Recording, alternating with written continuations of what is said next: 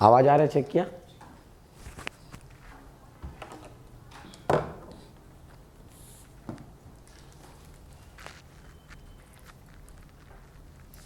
चलो, अब पिछला पेपर को थोड़ा आप लोग ध्यान दो। पर्यावरण को जैसा उम्मीद था वैसा थोड़ा लिख नहीं रहे हो आप लोग, थोड़ा उसमें ज़्यादा ध्यान देना जरूरी है। तो पर्यावरण को लेकर उसके बाद पहले पर्यावरण को चर्चा करूंगा, साइंस एंड टेक्नोलॉजी को मैं चर्चा नहीं करूंगा, उनको मैम चर्चा करेंगी। जो टीचर जिस सब्जेक्ट को पढ़ाते रहते हैं वो ज़्यादा कंफर्टेबली आपको बता सकते हैं उसके बारे में। चलो भाई, एक मैं सबसे पहले यहाँ चर्चा करता हूँ। हमेशा की तरह जैव विविधता से प्रश्न बार बार पूछे जाते हैं। जैव विविधता को परिभाषित कीजिए। मैं आप लोगों को एक चीज़ ये बोलूँगा, ये जो जैव विविधता का परिभाषा है इसको वर्ड टू वर्ड एक गाने के जैसा रट डालो आप लोग, एकदम गाने के जैसा रट डालो, क्योंकि हर समय हर साल आएगा ही आएगा। हर 2 साल में जैव विविधता से संबंधित आपको लाइन लिखने के लिए आया ही जाता है। तो जैव विविधता के बारे में अगर हम बात करें, ठीक है प्रजातियों में विविधता लगभग सबने लिखा है, लेकिन आपको बताना पड़ेगा कि जैव विविधता के अंतर्गत हम बात करेंगे। जैव विविधता के अंतर्गत यहाँ पर अगर मैं लिखता तो इसको लिखता समस्त इसको कहा जाएगा स्थलीय। वेरी वेरी इंपॉर्टेंट, सभी स्थलीय। पारितंत्र की बात करते हैं तो एक स्थलीय, कॉमा करके अगर मैं बात करूंगा स्थलीय। स्थलीय के बाद जब स्थल की बात कर रहा हूं अगला क्या आ जाएगा? सागरी। ये बहुत इंपॉर्टेंट है। एवं सागरी के साथ साथ जीव जंतु, मछली, सर्प सिर्फ सागर में नहीं रहते, सागर के सिवा अन्य जगह भी होता है। तो अन्य जलीय यहाँ पे लिख सकते हैं, अन्य जलीय पारितंत्र में, अन्य जलीय पारितंत्र में। और देखो आप सब जगह हमारा कवर हो गया। जो भी प्रजाति पाया जाता है, चाहे वो शैवाल हो, चाहे पेड़ पौधे हो, जीव जंतु हो, ये 3 ही जगह आप कंसीडर करेंगे। पारितंत्र में पाए जाने वाले जीवों की विविधता है, विविधता है। ऐसा करके आपको थोड़ा बहुत समझाना रहेगा। और याद रखेंगे, जब जैव विविधता को पढ़ा जाता है तो 3 बहुत इंपॉर्टेंट शब्द आप सुने होंगे। जैव विविधता में अनुवांशिक जैव विविधता भी आ जाता है। मान लो जाए बिल्ली है, बिल्ली के ही कई प्रकार हैं, काली बिल्ली है, सफ़ेद बिल्ली है, भूरी बिल्ली, तो वो भी विविधता है।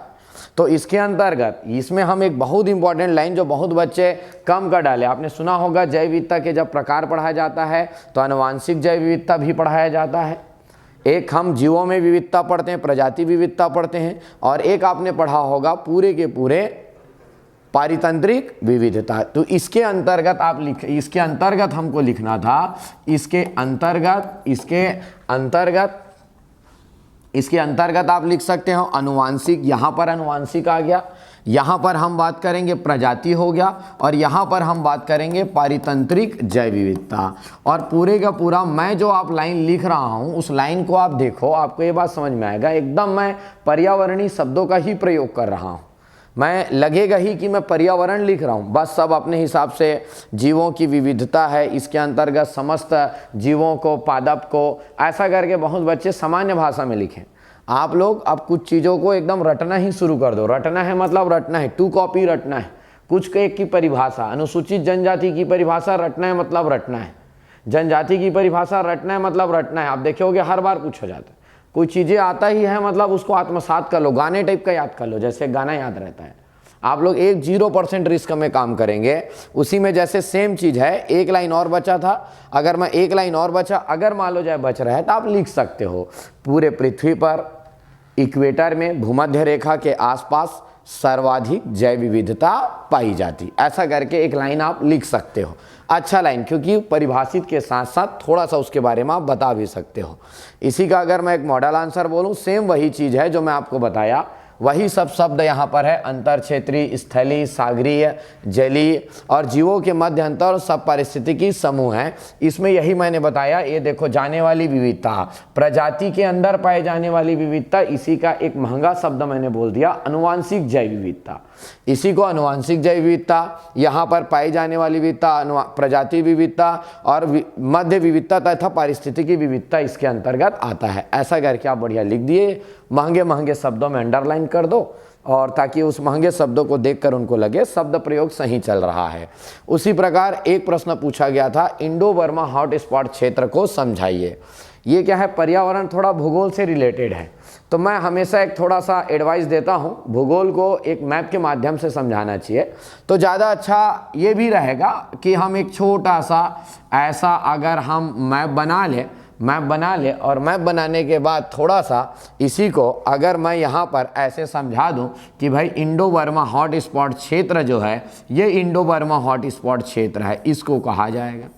ऐसा हम थोड़ा सा समझा सकते हैं, इंडो बर्मा हॉट स्पॉट क्षेत्र। ये थोड़ा सा लोकेट करता है कि प्रॉपर आप इसको विजुअलाइज भी कर सकते हो और यहाँ पे लिख सकते हो, यहाँ पे इंडो बर्मा हॉट स्पॉट क्षेत्र करके। नंबर 1 ये पहला काम हो गया।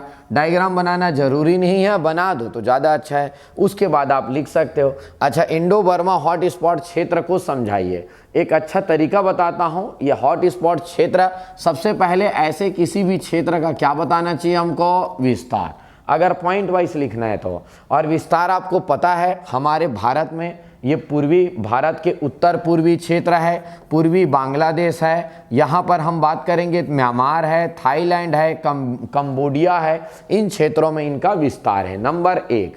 अच्छा, भारत में अगर बात किया जाए, भारत में अगर इसके बारे में बात किया जाए, भारत से हम इसको जोड़कर देखेंगे, आप बिल्कुल बता सकते हो इस पूरे हॉट स्पॉट क्षेत्र का एग्जैक्ट परसेंटेज याद नहीं आ रहा होगा तो लगभग 5% क्षेत्र किसके अंतर्गत आता है, भारत। जान रहे डेटा को, कितना परसेंट, 5% हिस्सा। ये लो भाई, मैं यहां लिख देता हूं 5% और बढ़िया इसको मैं अंडरलाइन कर देता हूं 5%। अच्छा, कभी भी हॉट स्पॉट क्षेत्र है, इसका मतलब क्या होता है, हम जैव विविधता पढ़ रहे हैं, इसका मतलब हमको यहाँ पर लिखना चाहिए प्रमुख प्रजाति। किसके बारे में, प्रमुख प्रजाति। ये लो भाई, ये अंडरलाइन है, प्रमुख प्रजाति।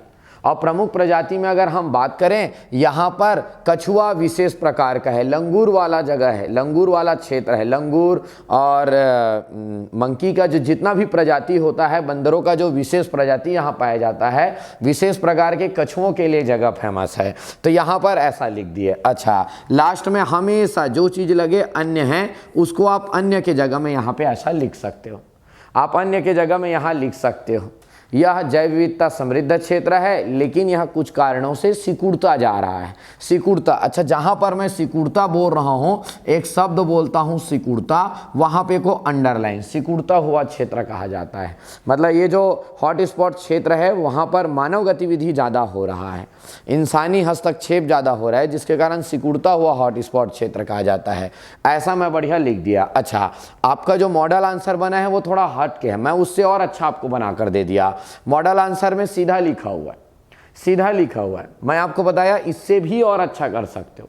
इतना ज़्यादा लिखना और इतना ज़्यादा समय ना देकर आप इसको अलग अलग विस्तार, प्रजाति, ऐसा हम इसको लिख सकते हैं। और देखो यही 5.3% है। बढ़िया डायग्राम भी अच्छा लगता है, थोड़ा सा हमारा प्रेजेंटेशन अच्छा हो जाता है। और मैं तो जहाँ तक जितना आरटीआई कॉपी देख रहा हूँ, पूरा का पूरा आरटीआई कॉपी में ऐसे राइटिंग बस को छोड़ दिया, क्योंकि ऐसे को तो मैं आज तक नहीं समझ पाया कि ऐसे में क्या लिखने से नंबर मिलता है। मेरे को आज तक नहीं समझ में आया कि पैराग्राफ लिखने में मिलता है कि पॉइंट लिखने में मिलता है। कभी पैराग्राफ वाले को दे दिया जाता है, कभी उसी का कार्ड दिया जाता है, कोई अस्थिर। लेकिन बाकी में बात समझ में आता है, जो ज़्यादा पॉइंट लिख रहा है, जो ज़्यादा डायग्राम बना रहा है, कम शब्दों में ज़्यादा समझा दे रहा है, उसको ज़्यादा अच्छे मार्क्स मिल रहे हैं। यह बात समझ में आता है। चलो भाई, तो ये आपको पीडीएफ डलेगा, इसको आप देख भी लीजिएगा। धूम कोहरा, इसमें लगभग सभी बच्चे इसको बनाने में थोड़े से परेशान हुए हैं। धूम कोहरा क्या होता है? अच्छा, धूम कोहरा किसे कहा जाता है, स्मॉग किसे कहा जाता है? सही मायने में बोलो तो धूम कोहरा, इसका मतलब ये एक्चुअल में कोहरा हम सभी जानते हैं, एक प्रकार का गैस है, ये एक प्रकार का गैस है। तो सही में ये धुएं का संयोजन, धुएं का संयोजन का मतलब ये होता है जब धुएं एक जगह एक्यूमुलेट होने लग जाते हैं, एक जगह वो एक लेयर में जमने लग जाता है। जैसे नीचे से धुआं आया, यहाँ जमने लग गया, और धुआं आया, कारखाने का धुआं आया, घर के धुआं आया, या मोटर व्हीकल का धुआं आया, और एक सीमा के बाद जाकर वो एक लेयर में वो लगने लग जाता है। इसी को स्मॉग या धूम कोहरा कहा जाता है। लेकिन अच्छा, यहाँ पे आप अगर पहला ही लाइन लिखते तो यहाँ पर देखो, और लग रहा है सर बहुत ज़्यादा कंटेंट नहीं है, इसको क्या करें, अगर आपको ऐसा लग रहा है तो ऐसे परिस्थिति में हर स्टूडेंट को एक उपाय देता हूँ। शुरुआत में हम यहाँ पर एक लिख दिए, थोड़ा सा हम हेडिंग डाल दिए और यहाँ पर मैं लिख दिया धूम कुहरा। ये लो भाई, ये धूम कुहरा हम यहाँ पे ऐसा लिख दिए और ऐसा लिखने के बाद हेडिंग दे देना चाहिए। जब लग रहा है कंटेंट कम है तो आप लिख सकते हो धूम कुहरा, धूम कुहरा, धूम कुहरा, धुआं धुआं, या इसी को सामान्य भाषा में कहा जाता है कुहरे का संयोजन है। संयोजन, संयोजन मतलब एकत्रित होना। या नहीं समझ में आया शब्द तो एग्जाम हॉल में लिख सकते हो, जब विभिन्न स्रोतों से आने वाली कुहरा एक जगह एक्यूमुलेट होने लग जाए, जमने लग जाए, तो धूम कुहरे का निर्माण करते हैं, का संयोजन है। अच्छा चलो भाई, ये एक लाइन लिखा दिए, यहाँ पर आप एक छोटा सा बढ़िया हेडिंग डाल दो, स्रोत क्या है। स्रोत क्या है? धुएं का स्रोत आप बिल्कुल जानते हो, धुएं का घरेलू ईंधन भी धुएं का स्रोत है, कारखानों से निकलने वाला धुआं भी इसका स्रोत है, ये सब इसका स्रोत है। लेकिन इसके प्रभाव को अगर आपको बोला जाए, प्रभाव बोला जाए, इसके इफेक्ट के बारे में बात किया जाए, कोई बता सकते हैं इसका प्रभाव क्या होता है? हाँ, दृश्य प्रभावित होता है, दृश्य क्षमता कम हो जाती है, एक बोल सकते हो। लेकिन अब इसका मैं एक बहुत बड़ा उदाहरण आपको बताता हूँ। आपने कभी ओजोन परत जब आपने पढ़ा है तो आपको अच्छा ओजोन और बुरा ओजोन पढ़ाए होंगे, आपको सही बोल रहा हूँ? सुने आप कभी बुरा ओजोन के बारे में? यही है वो बुरा ओजोन, ये एक लेयर में एक्यूमुलेट हो जाते हैं। अच्छा, ये जैसे मैं अर्थ के बारे में बात कर लिया, अगर नहीं समझें तो समझ लो, ये एक आपने एक अच्छा ओजोन पढ़ा है, ये अच्छा ओजोन है, लेकिन क्षोभ मंडल में यहाँ पर ये जो बनता है इसी को बुरा ओजोन कहा जाता है। ये वाला बुरा ओजोन है, यही बुरा ओजोन है, और यही दृश्य क्षमता कम कर देता है, सूर्य से आने वाली प्रकाश किरणों को रोक देता है। नंबर एक बात। नंबर दो, ये प्रदूषण का कारण बनता है। अब हमारे वातावरण में प्रदूषकों को फैलने का जगह कम मिल गया, क्योंकि वो नीचे आ गया है। अगर ये नहीं रहता तो बहुत दूर तक वो फैलता। आप इसीलिए देखे होंगे ठंडी के दिनों में प्रदूषण ज़्यादा समझ में आता है। उसका कारण क्या है? ये नीचे शिफ्ट हो जाता है, ये जो लेयर है, ये जो परत है, ठंडी के दिनों में नीचे शिफ्ट हो जाता है। इसीलिए दिल्ली में जो प्रदूषण और ठंडी के दिनों में आता है, वो यही एक बहुत बड़ा कारण होता है। तो यह एक बुरा ओजोन का रूप होता है, इसी को कहा जाता है बुरा ओजोन। बुरा ओजोन है कहा जाता है, बुरा ओजोन का प्रभाव डालता है, बुरा ओजोन का प्रभाव डालता है। यह क्षोभ मंडल के ऊपरी परत पर बनता है, ऐसा करके लिख सकते हो। क्षोभ मंडल को क्या कहा जाता है? स्ट्रेटोस्फीयर कहा जाता है क्या? क्षोभ मंडल के ऊपरी परत पर बनता है, ऊपरी परत पर बनता है और प्रदूषक का कारण बनता है, प्रदूषक का कारण है। यही बहुत बड़ा प्रदूषण। मोटर वाहन से निकलने वाले जो बहुत सारे कण हैं, बारीक कण ऊपर उड़ सकते हैं, लेकिन ये ना उड़ने नहीं देता, उसको रोक देता है, नीचे फेंक देता है।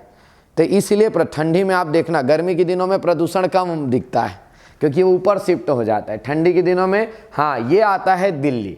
कभी भी आपसे पूछा जाए ना, दिल्ली में ही प्रदूषण क्यों होता है, उससे ज़्यादा ट्रैफिक तो बम्बई में, वहाँ क्यों नहीं होता है? नंबर एक, वो लैंड लॉक्ड है, और दूसरा ठंडी के दिनों में उसका जो स्मॉग है, उसका जो धूम कुहरा है, वो नीचे शिफ्ट हो जाता है। गर्मी के दिनों में नहीं होता है, ऐसा है, तो जगह कम मिलता है। तो ऐसे एक प्रभाव भी लिख सकते हो। बिल्कुल इन्होंने जो कहा दृश्य क्षमता कम हो जाता है, इसको आप लिख सकते हो, ये है। तो धूम कुहरा, और थोड़ा सा बताना चाहते हो तो आप ऐसे इसी को यहाँ पर ऐसे धूम कुहरा ऐसा करके बढ़िया लिख दो यार। इसको यहाँ पे लिख देना, ये पृथ्वी है, मैं गारंटी दे रहा हूँ। दूसरा अगर थोड़ा बहुत समझाया भी होगा ना, आपके इस समझ को देखकर वो जान जाएगा कि आपके पास बाकी लोगों से अलग समझ। अगर वो बाकी लोगों को 1 नंबर दिया होगा कुछ भी बनाकर लिखने में, मैं गारंटी दे रहा हूँ उन लोगों से हटकर थोड़ा लिख दोगे तो आपको 1.5 मिलेगा। और लड़ाई बस इसी बात की है, दूसरे को कम मिले, हमको ज़्यादा मिले, बस असली लड़ाई यही। हमको 2 में 2 नहीं चाहिए, अगर हम बाकी को 1 मिल रहा है तो हमको 1.5 मिल जाना चाहिए, बस आखिरी लड़ाई यही। और इससे ये भी बनता है दोस्त, आपका वो थिंकिंग कैपेबिलिटी जान लेता है, तो आगे भी प्रश्नों को आपको एक अच्छा स्टूडेंट मानकर वो चेक करता है, वो कि आपका सोच बहुत अच्छा है, आप चीज़ों को बहुत अच्छा करते हो। यही है धूम कुहरा।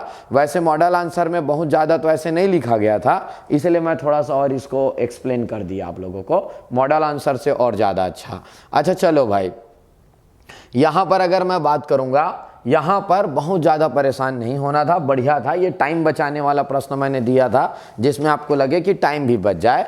और ग्रीन हाउस गैस जब आप लिखें, ग्रीन हाउस गैसों के नाम, तो मैं ये कहता हूं ऐसे थोड़ा हेडिंग भी डाल देना चाहिए हम लोगों को, ग्रीन हाउस गैसों के नाम, गैसों के नाम। अच्छा, यहां पर नाम और वाह यहां पे क्या लिख दिया हम लोग, स्रोत, ऐसा लिख दो आप, बढ़िया ऐसा। नंबर 1, नंबर 2, नंबर 3, नंबर 4, एकदम इसको आपको मेंटेन करना है, आगे पीछे मत किया करो। और इधर भी यहाँ पर आप इसके स्रोत भी आप यहाँ पे 4 स्रोत लिख सकते हो। और मेरे ख्याल से ग्रीन हाउस गैस तो पीएससी इतने बार पूछ चुका है, रिपीटेड थोड़ा मोड में रखता है, मेंस में भी पूछा जाता है, तो आपको ये पता होगा कि ग्रीन हाउस गैस, सबसे बड़ा ग्रीन हाउस गैस किसको माना जाता है, हमारा कार्बन डाइऑक्साइड। और कोशिश करना है ऐसा लिखना है, कार्बन डाइऑक्साइड ऐसा लिखने का आप कोशिश करें और ऐसा भी लिख दें आप। कई लोग सीधा CO2 लिख देते हैं, थोड़ा उचित लगता नहीं है वो।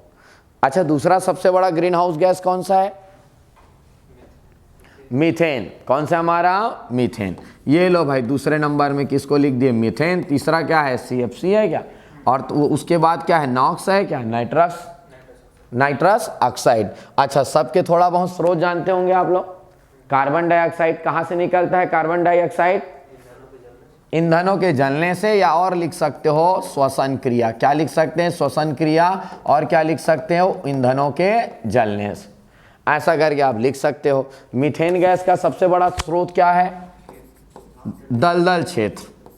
इसका एक उदाहरण है खेत। बस फिर इसमें क्या होता है, मैं दलदल लिख दिया तो दलदल लिखने के कारण फिर हमारा वो आर्द्र भूमि क्षेत्र भी आ जाएगा, मैग्रोवन भी आ जाएगा। खेत लिख दोगे तो एक ही ठो बस थोड़ा सा दिखता है ना, और वो चीज़ दिखता है जो बल्कि हमारे लिए ज़रूरी है वो एक दिखता है, इसमें सब दिख जाता है। दलदली क्षेत्र लिख दो। हाँ, उसके बाद अगर कुछ लिखना है तो लिख दो। CFC तो आप लिख सकते हो ये सब के बारे में, वो बात अलग है, अभी बहुत लगभग नहीं है। नॉक्स जानते हो आप लोग कहाँ से निकलता है, नॉक्स जेट विमान से, मोटर वाहन से भी तो निकलता है क्या, है ना, मोटर वाहन से ये भी ऐसा आपके सामान्य में लिख सकते हो। तो चलो भाई, ये हम ऐसे याद रखेंगे। ऐसा एक प्रश्न आया और एकदम क्लियर कट है, एकदम आधा नंबर आधा नंबर आधा नंबर आधा नंबर, 2 में 2, सीधा इसी हिसाब होता है, कटने का चांस नहीं। और ऐसे में ज़्यादा ध्यान देना, इसके पहले वाले में कोई काट सकता था, इसके में आपके में 1 नंबर भी नहीं कटना चाहिए भाई। वही चीज़ है, मॉडल आंसर में भी लगभग वही बात ही लिखा हुआ है जो मैं आपको बताया हूँ। अच्छा चलो भाई, ये प्रश्न थोड़ा बच्चों को समझने में गलती हुआ है। भारी धातुएं पर्यावरण में संचित कैसे होती है, एक्यूमुलेट कैसे होता है, ये पूछा गया है। संचित होने का तरीका, एक्यूमुलेट कैसा हुआ है, इसके बारे में पूछना है। अच्छा, अगर उन्होंने बोला एक्यूमुलेट होना है तो याद रखेंगे, भारी धातुएं पर्यावरण में जाती कैसे है नहीं पूछा है। बहुत लोगों ने जाता कैसा है ये पूछ लिया है, जैसे ये मोबाइल वाला भी कई लोग लिख दिए हैं, है ना, वेस्ट इलेक्ट्रॉनिक मटेरियल भी लिख दिए हैं, ठीक, लेकिन वो जाता है नहीं, दोनों में बहुत अंतर है। वो जाता कैसे है और वहाँ पर स्टोर कैसे होता है, वो दोनों में बहुत अंतर होता है। प्रश्न को कई बार पढ़ने की कोशिश करें, ये पूछना क्या चाह रहा है। तो अगर भारी धातुएं पर्यावरण में कैसे संचित होती है, स्टोर कैसे होती है, नंबर 1 मिट्टी।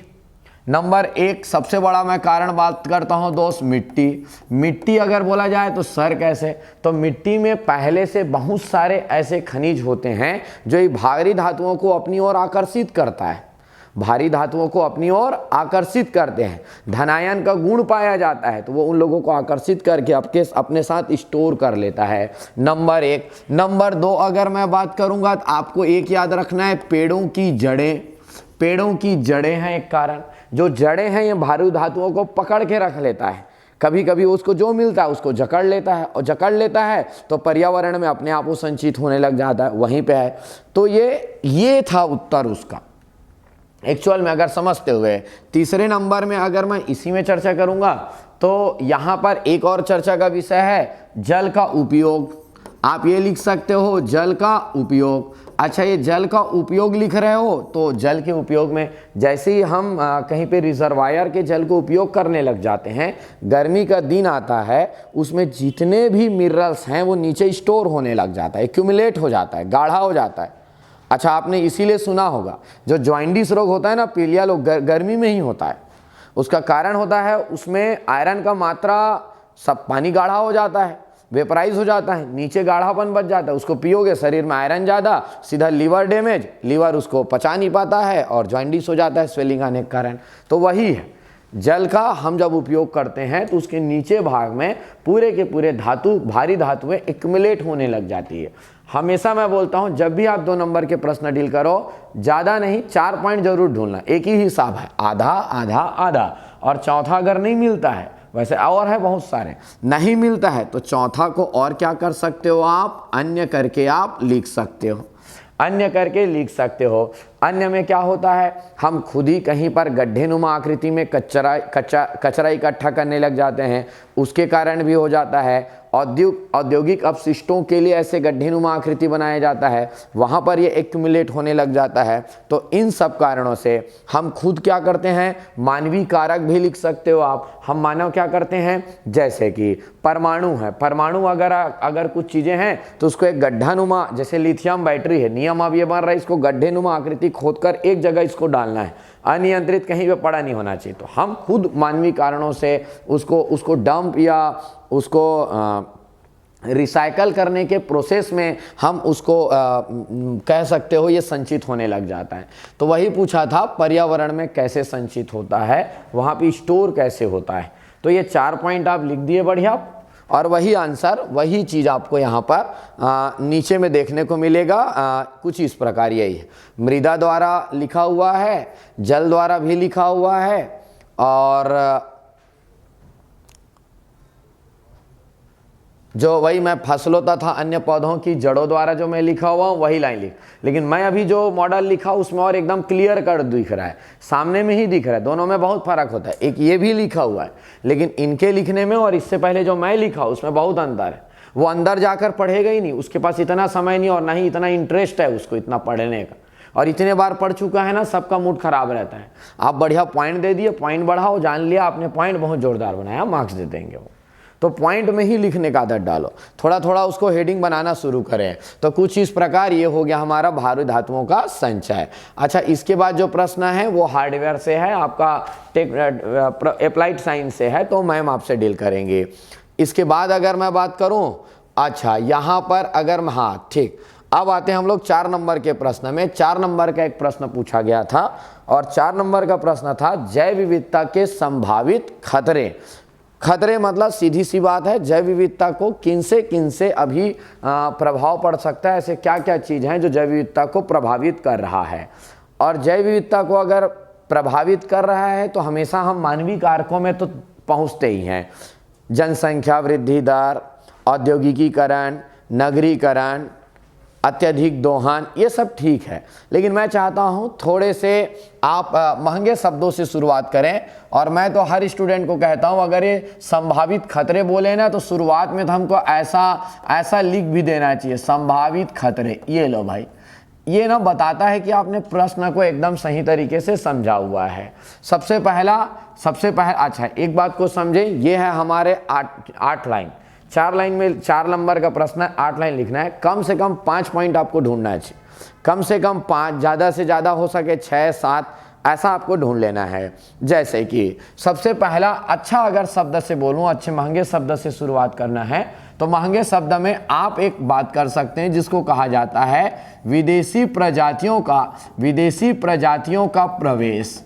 विदेशी प्रजातियों का प्रवेश, ये एक बहुत बड़ा संकेत है दोस्तों। जैव विविधता को सबसे बड़ा खतरा ये है। अच्छा, इसमें एक शब्द लिखना जरूरी है, स्थानिक प्रजाति। क्या लिखना जरूरी है? स्थानिक। नाम सुने होंगे आप लोग। मैं ओवरऑल अभी ये लाइन लिख करने यही समझाना चाह रहा हूं कि जो विदेशी प्रजाति जो प्रवेश कर रहा है, हम विदेशी प्रजातियों को उनकी सुंदरता के कारण, उनके बनावट के आधार पर जैसा महत्व दिया जा रहा है, इससे स्थानिक प्रजातियां लगातार विलुप्त होती जा रही है। तो यहाँ पर मैं जहाँ पर लिखूंगा स्थानिक प्रजाति, ये बहुत इंपॉर्टेंट शब्द होता है जैव विविधता में, बहुत इंपॉर्टेंट। स्थानिक मतलब ऐसा कोई प्रजाति जो सिर्फ उस लोकल एरिया में पाया जाता है, कहीं और पर नहीं पाया जाता है।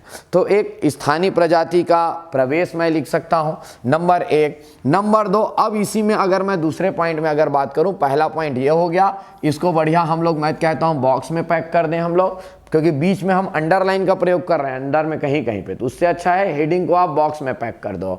अगर पहला मैंने बोला विदेशी प्रजातियों का प्रवेश, दूसरा अब आ सकते हो और अन्य जो मानवीय कारक हैं हम उसके बारे में बात कर सकते हैं, नंबर 1। दूसरा आप एक बात कर सकते हो जिसका रहेगा औद्योगिकीकरण, औद्योगिकीकरण। या एक और अच्छा चीज बताऊं आपको, इसको और अच्छा कर देता हूं, चलो दूसरा अगर हम बात करेंगे ना, तो यहां पर एक इंपॉर्टेंट लाइन लिख सकते हो, जनसंख्यात्मक कारण। सबसे अच्छा ये, ऐसा अगर आप चाहो तो ऐसा हेडिंग डाल के लिख सकते हो। अब उसी बात को जनसंख्या वृद्धि दर लिख रहे हो, उसी बात को आप नगरीकरण लिख रहे हो, उसी बात को औद्योगिकरण कर रहे हो, तो आप उसी बात को आप एक साथ लिख सकते हो। नंबर 1 जनसंख्यात्मक कारण है। अब जनसंख्यात्मक कारण को अगर मैं ऐसा बढ़िया पैक कर दिया, अब इसी में लिख सकते हो लगातार बढ़ती मानवीय जनसंख्या की दर, साथ ही साथ जिसके कारण नगरीय सभ्यता में वृद्धि, यह सब जैव विविधता के खतरे का कारण बना हुआ है। और बिल्कुल हम जैसे जैसे हम बढ़ रहे हैं, हमारे बीच में जैव विविधता लगभग कम देखने को मिल रहा है। उसी में अगर हम बात करेंगे तो यहाँ पर अगर हम बात करेंगे अतिदोहन या प्रौद्योगिकी कारण भी लग सकते हो। अगला प्रौद्योगिकी कारण, ये लो भाई, प्रौद्योगिकी कारण भी लिख सकते हो। अब आप प्रौद्योगिकी कारण में 2 चीज़ों को लिख सकते हो, नंबर 1 औद्योगिकीकरण और आधुनिकीकरण, दोनों बात को यहां पे लिखना अंदर में।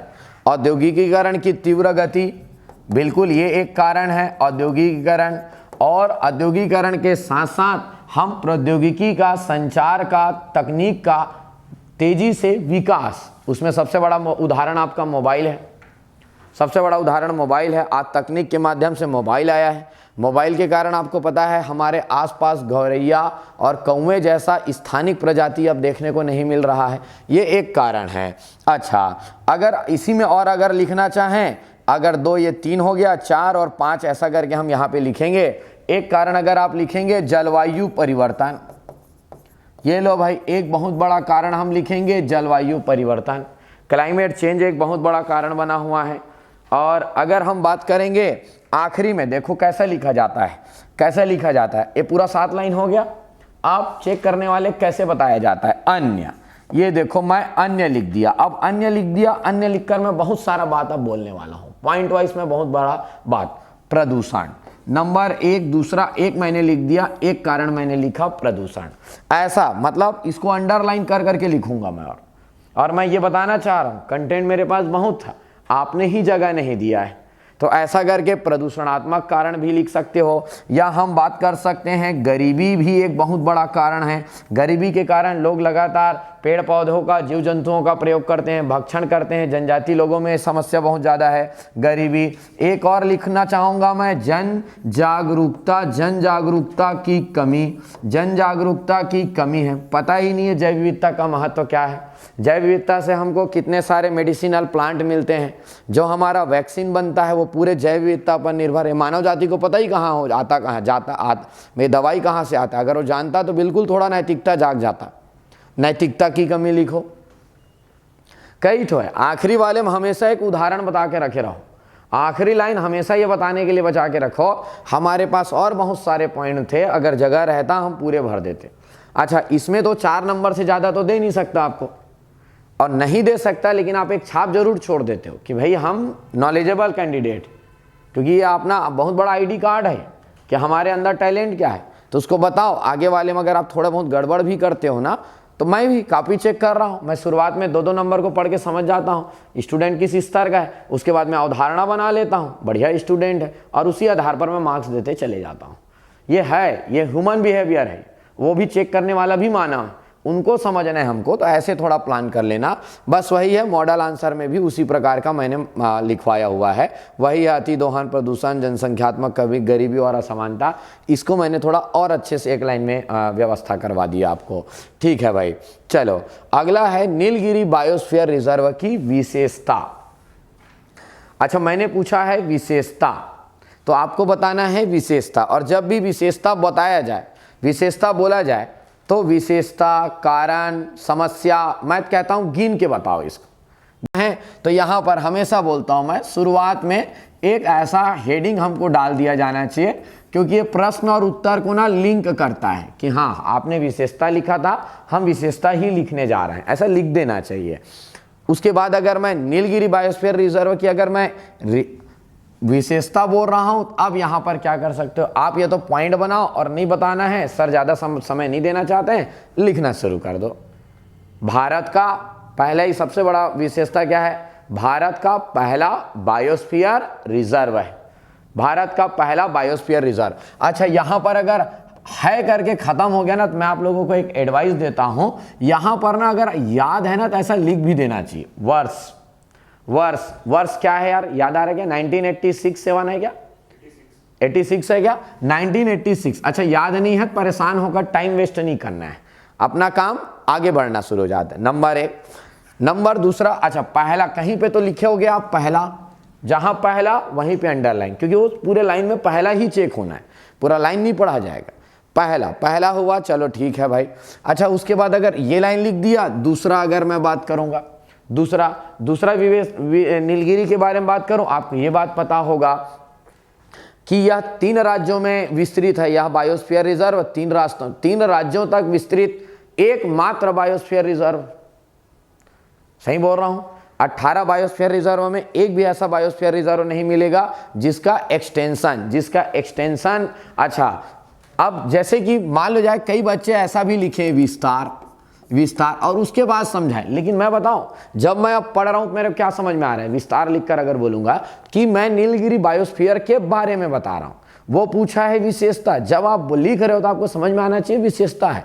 ऐसे में लग रहा है नीलगिरी बायोस्फीयर रिजर्व का वर्णन करो। अच्छा चलो भाई, मैंने बोला आपको यहाँ एकमात्र बायोस्फीयर रिजर्व जो 3 राज्यों तक विस्तृत है। जगह है तो आप यहाँ पर लिख सकते हो, जगह है तो यहाँ पे लिख सकते हो, छोटा छोटा लिख लो, केरल लिख लो, तमिलनाडु लिख लो, और एक जगह और कौन सा है दोस्त, कर्नाटक। क्या लिख देंगे हम लोग, कर्नाटक, ऐसा करके इसको लिख देंगे। अच्छा, तीसरा विशेषता के बारे में हम बात करेंगे। तीसरा विशेषता तो एक बहुत बड़ा विशेषता है कि भारत के सबसे बड़े तप्त स्थल क्षेत्र पश्चिमी घाट का यह हिस्सा है। तो जहां पे आप पश्चिमी घाट तप्त स्थल लिखे हो उसको आप बढ़िया अंडरलाइन करो। पश्चिमी घाट कहीं पे भी लिखे होंगे, पश्चिमी घाट तप्त स्थल का हिस्सा है, बिल्कुल ऐसा लिखना हमको शुरू। अच्छा, एक बात भी समझो, आप अगर चाहो और लग रहा है कि सर हमारे पास ज़्यादा पॉइंट नहीं है, किसी पॉइंट को आप उसमें चर्चा करते हुए आप लिख सकते हो। अदरवाइज अभी मेरे पास तो बहुत सारे कंटेंट है। अगर नीलगिरी के बारे में बात करो, आप लिख सकते हो यूनेस्को द्वारा घोषित बायोस्फीयर रिजर्व की सूची में शामिल है कि नहीं है जी। अच्छा, यूनेस्को की सूची में, यूनेस्को द्वारा घोषित बायोस्फीयर रिजर्व की सूची में शामिल भारत का पहला रिजर्व है। देखो लाइन और भी बड़ा हो सकता है, इसको आप 2 लाइन तक खींच दो, ये लो, ये 2 लाइन तक खींच दिया मैं इसको, मेरे 2 लाइन कवर हो गए, 4 हो गया। 5वां के बारे में अगर मैं बात करूं, यहां पर कुछ विशेष स्थानिक प्रजाति पाई जाती है। स्थानिक प्रजाति एक विशेषता है। स्थानिक मतलब वह प्रजाति जो कहीं और नहीं पाया जाता पूरे पृथ्वी पर। अच्छा, स्थानिक प्रजाति में आपने सुना होगा 2 लाइन खींचूंगा इस लाइन को मैं अभी, जैसे आपने सुना होगा शेर की पूंछ वाला बंदर, क्या वाला है, शेर की पूंछ वाला बंदर। नीलगिरी ताहर भी है वहां पे, और क्या है यार, एक तो एशियाई हाथी। तो ये बहुत इंपॉर्टेंट, यहां पर कुछ विशेष स्थानिक प्रजाति पाई जाती है, शेर की पूंछ वाला बंदर, नीलगिरी ताहर, एक लिखेंगे एशियाई हाथी, और जिसके संरक्षण जो रेड डाटा बुक के संकटग्रस्त श्रेणी में शामिल है। संकटग्रस्त जहां लिखे होगे बढ़िया उसको अंडरलाइन कर दो। तो ऐसा ये 2 लाइन ये खींच गया, 2 लाइन ये खींच गया, और अभी जो लिख रहा था 3 लाइन भी हो सकता है ऐसा। तो लगभग मैं पूरे चर्चा में विशेषता ही बता रहा था, अन्य किसी और मुद्दे पर मैं बिल्कुल भी चर्चा नहीं कर रहा था, और दूसरे मुद्दे पर चर्चा था ही नहीं, सिर्फ विशेषता बता रहे थे। और तरीका भी वही था, विशेषता मतलब उसका खास बात, स्पेशल क्या है अन्य बायोस्फीयर रिजर्व की तुलना में। ठीक है, आगे बढ़े, फिर हम लोग आगे बढ़ते हैं। तो ये है नीलगिरी बायोस्फीयर रिजर्व या नेशनल पार्क से एक प्रश्न आता ही है, थोड़ा मैंने 20 अलग टाइप का प्रश्न बना दिया था इस समय। चलो भाई, अगर हम बात करेंगे, ये वही सब बात है वनस्पति जीव जंतु इस आधार पर, लेकिन मैंने थोड़ा दूसरा तरीके से इसको बताया आप लोगों को। चलो भाई, प्रत्येक को उत्पन्न करने वाले प्रदेशों का उल्लेख कीजिए। अच्छा याद रखना, थोड़ा सा यहां पे आप याद रखेंगे, वर्णन कीजिए। नंबर 1, नाम लिखिए नहीं आया है, नाम लिखिए नहीं आया है। और दूसरा यहां पर प्रदूषकों का उल्लेख कीजिए। प्रश्न के पहले तो 2 हिस्से हैं, पहले 5 रोग हैं और उसका वर्णन करना है। बहुत बच्चे ना नाम बस लिख दिए थे, श्वास रोग, गुर्दा रोग, ऐसे नाम लिख दिए थे। गुर्दा जानते हो ना, नहीं जान रहे हो? किडनी जी बोलते नहीं है ना, सामान्य है, लेकिन सही मायने में तो उसका वास्तविक हिंदी वाला शब्द गुर्दा ही है वो गुर्दा रोग। अच्छा जान रहे हैं थोड़ा बहुत, और 5 बोला तो 5 ही लिखना पड़ेगा। बताओ एक 8। हाँ, ब्रोंकाइटिस। अच्छा खांसी है क्या चलो यहाँ पर एक बात को समझो, और स्रोत बोल रहे हैं ना, तो एक मेरे जो लगता है कि अच्छा तरीका मेरे को जो लगा वो ये है कि यहाँ पर मैं पहले ही एक ऐसा टेबल बना दूं, और यहाँ पर मैं लिख दूं स्रोत, यहाँ पे लिख लूं मैं स्रोत, और यहाँ पर मैं किसके बारे में बात कर रहा हूं, रोग। अच्छा यहाँ पर मैं पहले लिख देता हूं, सबसे पहला थी दोस्त, सबसे बड़ा समस्या है श्वास रोग। सही बोल रहा हूं? मानव जीवन में खांसी तो चल जाएगा, श्वास खराब हुआ तो सब है ना, जिसमें श्वास रोग, फेफड़ा जाम हो जाना है ना, ये एक बहुत बड़ा समस्या होता है। तो एक बहुत बड़ा रोग आप याद रखेंगे श्वास रोग के बारे में। श्वास ही वही खांसी का कारण बनता है, श्वास रोग में ही आपका खांसी आएगा, उसको आप अलग से और नहीं, या दमा करके बाद में लिख सकते हो, दमा रोग लिखोगे आप उसको, खांसी वाले को। अच्छा ये श्वास रोग एक लिखोगे। अच्छा मैं क्या बताना चाह रहा हूँ, यहाँ पर अगर आप श्वास रोग बात करोगे तो श्वास रोग, अच्छा श्वास रोग किसके कारण होता है जान रहे हो आप? श्वास वाला रोग किसके कारण होता है? Carbon monoxide. किस गैस के कारण होता है? कार्बन मोनोऑक्साइड, नाइट्रस ऑक्साइड जैसे गैसों के कारण यह श्वास रोग उत्पन्न होता है। श्वास रोगी की संख्या में लगातार वृद्धि हो रही है, लगातार वृद्धि हो रही है, तो ये आप लिख दिए। अच्छा बगल में मैं क्या बोल रहा हूं, मान लो जाए इधर आप 2 लाइन में लिखें, तो यहां पर आप स्रोत को आप यहीं पे उसके स्रोत लिख देना। उस गैस का स्रोत क्या है, गैस का स्रोत क्या है, उत्पन्न करने वाले प्रदूषकों का आप यहां पर तो लिख सकते हो कि भाई वहां पर अगर आप कार्बन मोनोऑक्साइड लिखे हो तो बिल्कुल ईंधन दहन से आपका आप लिख सकते हो, ईंधनों के दहन से। एक तरीका ये है। अदरवाइज एक चीज मैं और बताता हूं, मॉडल आंसर में थोड़ा सा गैसों के नाम को लिखकर लिखवा दिया था, कुछ इस प्रकार भी था ये।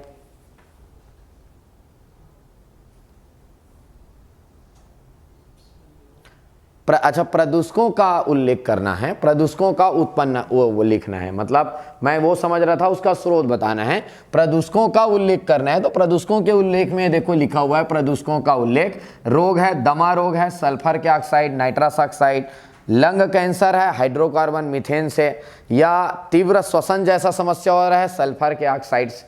तो रोग के प्रदूषकों का लिखा है, मैं थोड़ा स्रोत समझ रहा था। अच्छा चलो भाई, यहाँ पर ये देखो मैंने बोला था श्वास रोग, नॉक्स गैसों से, सॉक्स गैसों से, मस्तिष्क रोग एक बहुत बड़ा इंपॉर्टेंट है, और ये आप बहुत बड़ा कारण होता है, शायद तक आप जानते होंगे कि लेड और मरकरी जो लगातार हम जो मोटर व्हीकल है उसमें जो लेड और मरकरी वातावरण में जा रहा है उसका एक बहुत बड़ा कारण बना हुआ है। इसी में नेत्र रोग है, नेत्र रोग में सॉक्स गैसों से आंखों में जो जलन होता है सॉक्स गैसों के जाने से बहुत ज़्यादा, इवन सॉक्स नॉर्वे और स्वीडन जैसे देशों में तो सॉक्स गैसों के कारण लोग अंधे भी हो जा रहे हैं, क्योंकि जर्मनी में जो बड़े बड़े प्लांट डले हुए हैं उसके कारण वहाँ पे प्रभाव पड़ रहा है। गुर्दा रोग जो मैं थोड़ा सा बताना चाहा, गुर्दा ही बोला था ना, क्या बोला था, गुर्दा रोग, वही किडनी है। क्लोरोफ्लोरो कार्बन गैस से किडनी का बीमारी होता है। और मृत्यु कारक रोग में तो नो डाउट आपको पता है, दम घोटू गैस के रूप में कार्बन मोनोऑक्साइड से लोगों की मृत्यु भी हो जाती है। तो उस प्रकार से एक श्वास रोग के बारे में लिखे, सॉक्स और नॉक्स गैस से। मस्तिष्क रोग हमने लेड और मरकरी।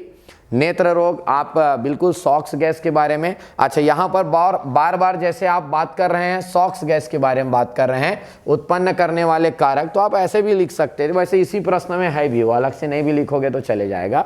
उत्पन्न करने वाले कारक प्रदूषकों का उल्लेख कीजिए, यहाँ पे उल्लेख भी है प्रदूषकों का, ये सॉक्स है, लेड मरकरी है, कार्बन मोनोऑक्साइड है, या इसी में मैंने फिर से सॉक्स और नॉक्स गैस के बारे में बात किया कुछ इस प्रकार। मृत्यु कारक गैस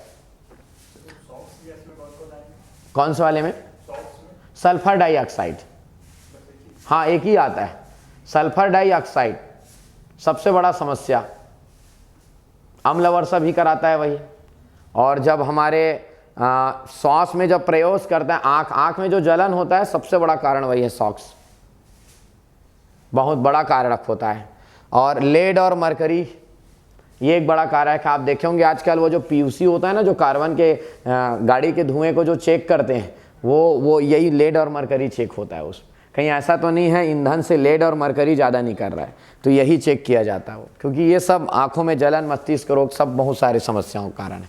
अच्छा चलो भाई, यहाँ पर अगर हम बात करेंगे, सॉक्स मतलब सल्फर के ऑक्साइड कहा जाता है, नॉक्स मतलब नाइट्रोजन के ऑक्साइड। अच्छा, यहाँ पर आप देखें, हम बात करेंगे प्रोजेक्ट टाइगर के महत्व पर चर्चा कीजिए। प्रोजेक्ट टाइगर का अगर मैं महत्व के बारे में बात कर रहा हूं, तो इसके प्रोजेक्ट टाइगर के अगर महत्व चर्चा कर रहे हैं तो अच्छा, इसमें ना दो चीजें हैं, इस प्रश्न के दो हिस्से हैं और बाघ गणना 2022 की स्थिति पर चर्चा कीजिए बोला है। ध्यान रखेंगे, इन्होंने चर्चा करने बोला है, उन्होंने स्थिति समझाइए नहीं बोला है। दोनों में बहुत फर्क होता है, क्योंकि इसलिए मैं पहले ही आपको बता दिया, क्योंकि मॉडल आंसर में जो गया है थोड़ा वो और हटकर होना चाहिए। ये स्थिति है, इसको कहा जाता है स्थिति। स्थिति का मतलब क्या समझे? संख्या, बाघों में कितनी वृद्धि हुई है। लेकिन चर्चा का मतलब क्या होता है? चर्चा का मतलब होता है हम बात करेंगे फिर बाघों की संख्या में लगातार वृद्धि हो रही है। 2018 के बाघ गणना रिपोर्ट में बाघों की संख्या इतनी थी, 4 सालों में, विगत 4 वर्षों में लगभग 200 बाघ बढ़े। क्या लगभग 200 बाघ नहीं पढ़े हो क्या आप लोग अभी तक? पढ़ो भाई, बहुत ज़रूरी है। लगभग 200 बाघों की वृद्धि हुई है। और उसके आधार पर यहाँ पर थोड़ा सा देख लेना यार, 2022 में 3682, ये थोड़ा डेटा उचित नहीं लग रहा था मेरे को। ये सही है क्या? मेरे भी याद आ रहा था यार, मैं 200 पढ़ा हुआ हूँ। हाँ हाँ, अच्छा टोटल में 200 बोला, लेकिन जब राज्यों को इलिबरेट करा तो 3682 आया, तो उसी आधार पर बना है फिर। ठीक है, चलो तो कितना आया? हाँ, पहले 5-6 महीना पहले एक रिपोर्ट जारी हुआ था जिसमें राज्यों का या छत्तीसगढ़ में कितना है ये सब नहीं बताया गया था, है ना। अच्छा चलो भाई, अब यहाँ पर ये डेटा लिख दिए, इसके आधार पर अंतर लिखेंगे हम, इतनी वृद्धि हुई है। इस प्रकार इस क्षेत्र में अच्छे कार्य हो रहे हैं, लगातार वृद्धि दर्ज हो रहा है। और इस रिपोर्ट के आधार पर यह माना जा सकता है कि पूरे विश्व का लगभग 3/4 बाघ भारत में है। सर्वाधिक बाघों वाला राज्य मध्य प्रदेश है, जहां कुल 785 बाघ। मतलब ये होता है चर्चा। तो प्रश्न को आप ध्यान से पढ़ेंगे, हम लिख कर आते हैं, हमको लगता है हम तो बेहतरीन लिखें, लेकिन प्रश्न को उसी वे में लिखना में बहुत अंतर होता है जिस वे में वो सुनना चाह रहा है। और ये सब क्यों किया जाता है? प्रश्न के शब्दों में क्यों वैरायटी दिया जाता है? क्योंकि आप अधिकारी बनने की इच्छा रख रहे हो। अगर आप अधिकारी रखे हो, आपको आदेश में जो लाइन लिखा गया है, आप उस लाइन को उसी लहजे में समझो कि नहीं समझो, कि दिए कुछ और आदेश हैं और तुम समझ कुछ और रहे हो और कर कुछ और रहे हो। ये वाले आदमी नहीं चाहिए, समझ रहे हैं? इसीलिए थोड़ा सा ये नहीं है, ये मैं यही आपको यहाँ बताना चाह रहा हूँ। इसको दूसरे वे में लिखना, जब मॉडल आंसर बना तो मैं बोला भी रहने दो, मैं बच्चों को मैं खुद समझाऊंगा कि अंतर क्या आता है, तो या इससे समझ में भी आएगा। तो ये स्थिति है और अभी जो मैं बोल रहा था वो चर्चा। हाँ, थोड़ा सा आंख, एक लाइन आपको, छोटा सा लाइन, ज्यादा नहीं लिखना है, ज्यादा सर्वाधिक बाघ है। छत्तीसगढ़ में बाघों की संख्या में लगातार कमी हो रही है, क्योंकि छत्तीसगढ़ वाला ही चेक करेगा, ये मोस्ट प्रोबेबल चांस है, लगभग हमारे वाले ही चेक करते हैं, वैसे हमारा वाला ही रहता है इधर आस पड़ोस। तो मेरे कहने का मतलब थोड़ा सा लिख देना छत्तीसगढ़ में, किंतु छत्तीसगढ़ में बाघों की संख्या में लगातार कमी आ रही है। 2018 में संख्या 19 थी, जो पुनः कम होकर, पुनः क्यों लिखा, क्योंकि मैं बोलना चाह रहा हूं लगातार कम हो रहा है, पुनः कम होकर कितना हुआ है, 14 हुआ है, 17, 2 बाघ की कमी कितनी हो गई है, 17। तो ये ऐसा लिखना है। और रही बात महत्व, पहला वाला पार्ट तो हम अभी तक डिस्कस नहीं किए हैं। पहला पार्ट हमारा क्या है, प्रोजेक्ट टाइगर का क्या है, महत्व में एक पहला लाइन क्या हो गया, अनुकूल पारिस्थितिकी तंत्र मिला। किसको अनुकूल पारिस्थितिकी तंत्र मिला, बाघों को। नंबर एक बढ़िया पारिस्थितिकी तंत्र मिला। दूसरा महत्व क्या हुआ, बाघों की संख्या में वृद्धि आई। ये लो भाई, बाघों की संख्या में वृद्धि आई। ये प्रोजेक्ट क्या महत्व पूछा ना, टाइगर प्रोजेक्ट का महत्व पूछा, लक्ष्य प्राप्ति में सहायक हुआ। अच्छा, लक्ष्य प्राप्ति मतलब कौन सा लक्ष्य, आपने सुना होगा वर्ल्ड वाइड जब इसका लक्ष्य बनाया गया था तो ये दोगुना करने का, टाइगर दोगुना लक्ष्य रखा गया था वर्ष 2022, और हमारे वाले ने समय से पहले ही हम पा लिए थे उस लक्ष्य। 2012 में 1200 बाघ थे, 2022 तक डबल करना था, 2400 करना था। और उससे गजब बात, 2018 की रिपोर्ट में हमारा यह संख्या पहुंच गया था 2900 था ना, 2900 पिछले वाला में 2018 में 29। तो हम लक्ष्य को तो बहुत पहले पा गए थे। यही है वैश्विक स्थिति, भारत की वैश्विक स्थिति इस प्रोजेक्ट के कारण पूरे विश्व में आज बाघों की संख्या में प्रथम स्थान है। इवन आपको ये लाइन भी उसी में लिख देना है कि पूरे भारत के 3/4 बाघ भारत में, ऐसा करके कहीं भी लिखा भी होगा वो लाइन। आर्थिक महत्व, अच्छा आर्थिक महत्व क्या है, पर्यटन स्थल बन गया है। पर्यटन स्थल अगर हम बात करें, आजकल रात में भी बाघ दिखाने ले जा रहे हैं, वो क्या नाम है उसका यार, बांधवगढ़ वगैरह में, कहीं कहीं तो हो रहा है, वो बलून में लेके जा रहे हैं ऊपर से। दुनिया भर के तो अब बाघ वाला पर्यटन का केंद्र बन गया ना, खास करके कान्हा किसली और बांधवगढ़ में। ये रात वाला नाइट सफारी प्रोजेक्ट का नाम है उसका, नाइट सफारी, क्योंकि बाघ अब बोला जाता है रात को ही दिखता है, अब पर्यटकों को रात में ही ले जाया जा रहा है। आर्थिक, हरित आवरण, बिल्कुल वो क्षेत्र एक रिजर्व एरिया डिक्लेयर हो गया। रिजर्व एरिया है तो उसका संरक्षण का कार्य हो रहा है। अगर वो रिजर्व एरिया है तो आश्रय, अच्छा आश्रय क्या है, इसके कारण दूसरे भी प्रजाति को आश्रय मिल गया। भाई बाघ का संरक्षण कर रहे हो, मानवीय क्रियाकलाप बंद, मोटर व्हीकल बंद, इसका मतलब वहां अगर कोई हिरण होगा, अन्य जीव जंतु होगा, उनको भी संरक्षण, ऐसे बहुत सारे। तो ऐसे अपने जीवन में आप लोग अगर यहाँ पर हो तो पॉइंट कैसे बनाओगे, इसको हर तरीके से लिंक करके देखो। अच्छा ये टाइगर की बात है दोस्त, ये टाइगर की बात है। कल के डेट में हो सकता है इसी प्रोजेक्ट को बहुत ज़्यादा चर्चा चल रहा है हमारा, चीता को लेकर पूछ दिया जाए, चीता संरक्षण प्रोजेक्ट, गेंडा संरक्षण प्रोजेक्ट को लेकर बात पूछ दिया जाए, हाथी संरक्षण प्रोजेक्ट के बारे में हम पूछ दिया जाए। तो ये सब जो हम संरक्षण कर रहे हैं इससे क्या फायदा हो रहा है, बिल्कुल यही सभी फायदे हैं, वहां पे भी वही फायदा होगा, अन्य को भी आश्रय मिलेगा, हरित आवरण मिलेगा। राष्ट्रीय उद्यान बनाने के महत्व समझाइए, रियल बताऊं पूरा उसी का ही महत्व है। प्रजाति जनसंख्या में, टाइगरों की संख्या में वृद्धि हुआ तो अब हम क्या बोलेंगे, प्रजाति जनसंख्या में वृद्धि। अब टाइगर के साथ साथ अन्य बाघों का संख्या भी वृद्धि हो गया।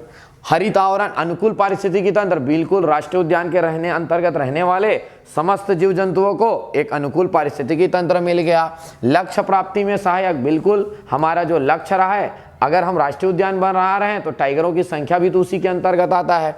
भारत की वैश्विक स्थिति तो लगातार संख्या में वृद्धि। आर्थिक महत्व वही है, जगह जगह पर्यटन बने इसके कारण, हरित आवरण बना, सेम है पॉइंट, विचार वही है, रखने का तरीका बस अलग अलग रहेगा। तो ये वाला आप लोग घर में ना बैठ के एक बार लिख जरूर लेना, क्योंकि अभी 2 साल तक अब यहां से प्रश्न जरूर बनते हैं। 2 साल तक कोई भी एग्जाम में आपको चिपका दिया जाएगा, क्योंकि 4 साल लगभग लग ही जाता है रिपोर्ट आने में ऑन एवरेज। और याद रखेंगे ये रिपोर्ट कौन सा है हमारा, ये याद रखना है। रिपोर्ट 22 का है, ये 22 में तैयार हो चुका था, डिक्लेयर हुआ है 23। तो रिपोर्ट लिखते समय थोड़ा सा ध्यान देंगे आप लोग। 14, 18, 22 ऐसे आप 3 रिपोर्ट आप याद रखेंगे। चलो भाई, पहले भी करना, मध्य प्रदेश पहले था। दूसरा, हाँ यहाँ पर एक चीज़ और पढ़ लेना आप लोग, एक चीज़ और नोट कर लेना कि 53 टाइगर रिजर्व में सर्वाधिक बाघ किस टाइगर रिजर्व में। यहाँ पे अभी वो डेटा नहीं। और छत्तीसगढ़ का पूरा ब्रेकअप लिख लेना आप, छत्तीसगढ़ का पूरा ब्रेकअप। कितने हमारे पास? 17। कितने टाइगर रिजर्व हैं? नाम से तो 4 है, लेकिन अभी गिनती में शामिल हुआ है 3। तो पूरा गिनती कर लेना। और उससे गजब बात बताऊं, हमारे बाघ टाइगर रिजर्व में नहीं है छत्तीसगढ़ में, अन्यत्र घूमता हुआ है। कांकेर में मिल गया, भानु प्रताप में मिल गया, ऐसा है छत्तीसगढ़ में। चलो खैर, ये करना आपका काम रहेगा। और थोड़ा अपडेट कर लेना, जितना डेटा मिल गया उससे और अपडेट आपको करना रहेगा। चलो भाई, इसी में हम बात करेंगे जल प्रदूषण के जैविक प्रभाव पर चर्चा करते हुए इसके लिए किए गए वैधानिक विधियों को चर्चा कीजिए। अच्छा, यहां पर मैं बोलता हूं वेरी वेरी इंपॉर्टेंट, जैविक प्रभाव, और दूसरा है वैधानिक विधियां। पहले तो इसको समझो आप। जल प्रदूषण के बहुत सारे प्रभाव होते हैं, लेकिन बायोलॉजिकल इफेक्ट क्या है? प्रश्न को एकदम ध्यान से, बहुत बच्चे नहीं समझ पाए इसको। जैविक प्रभाव और विधियां बहुत सारे हैं, सरकार के द्वारा बहुत सारा विधि, लेकिन हमको सिर्फ और सिर्फ वैधानिक विधियों को चर्चा करना है।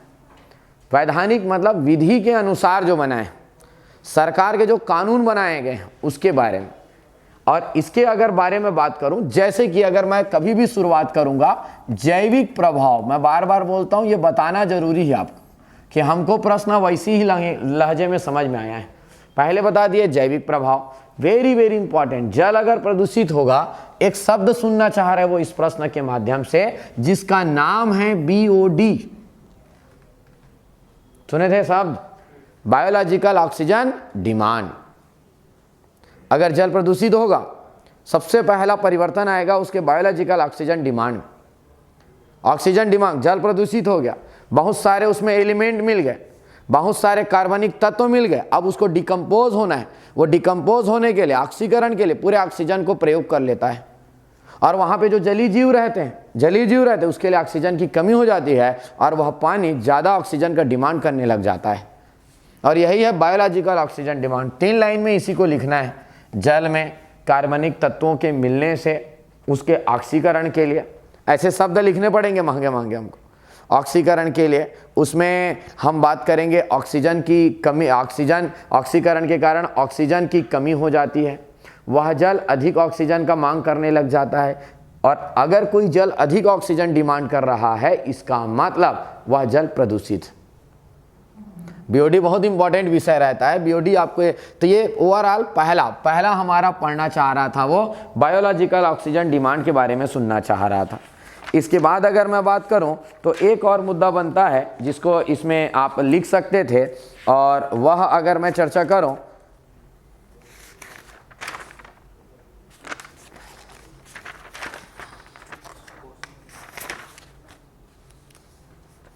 सुपोषण। बिल्कुल, एक लिखे थे क्या आप लोग?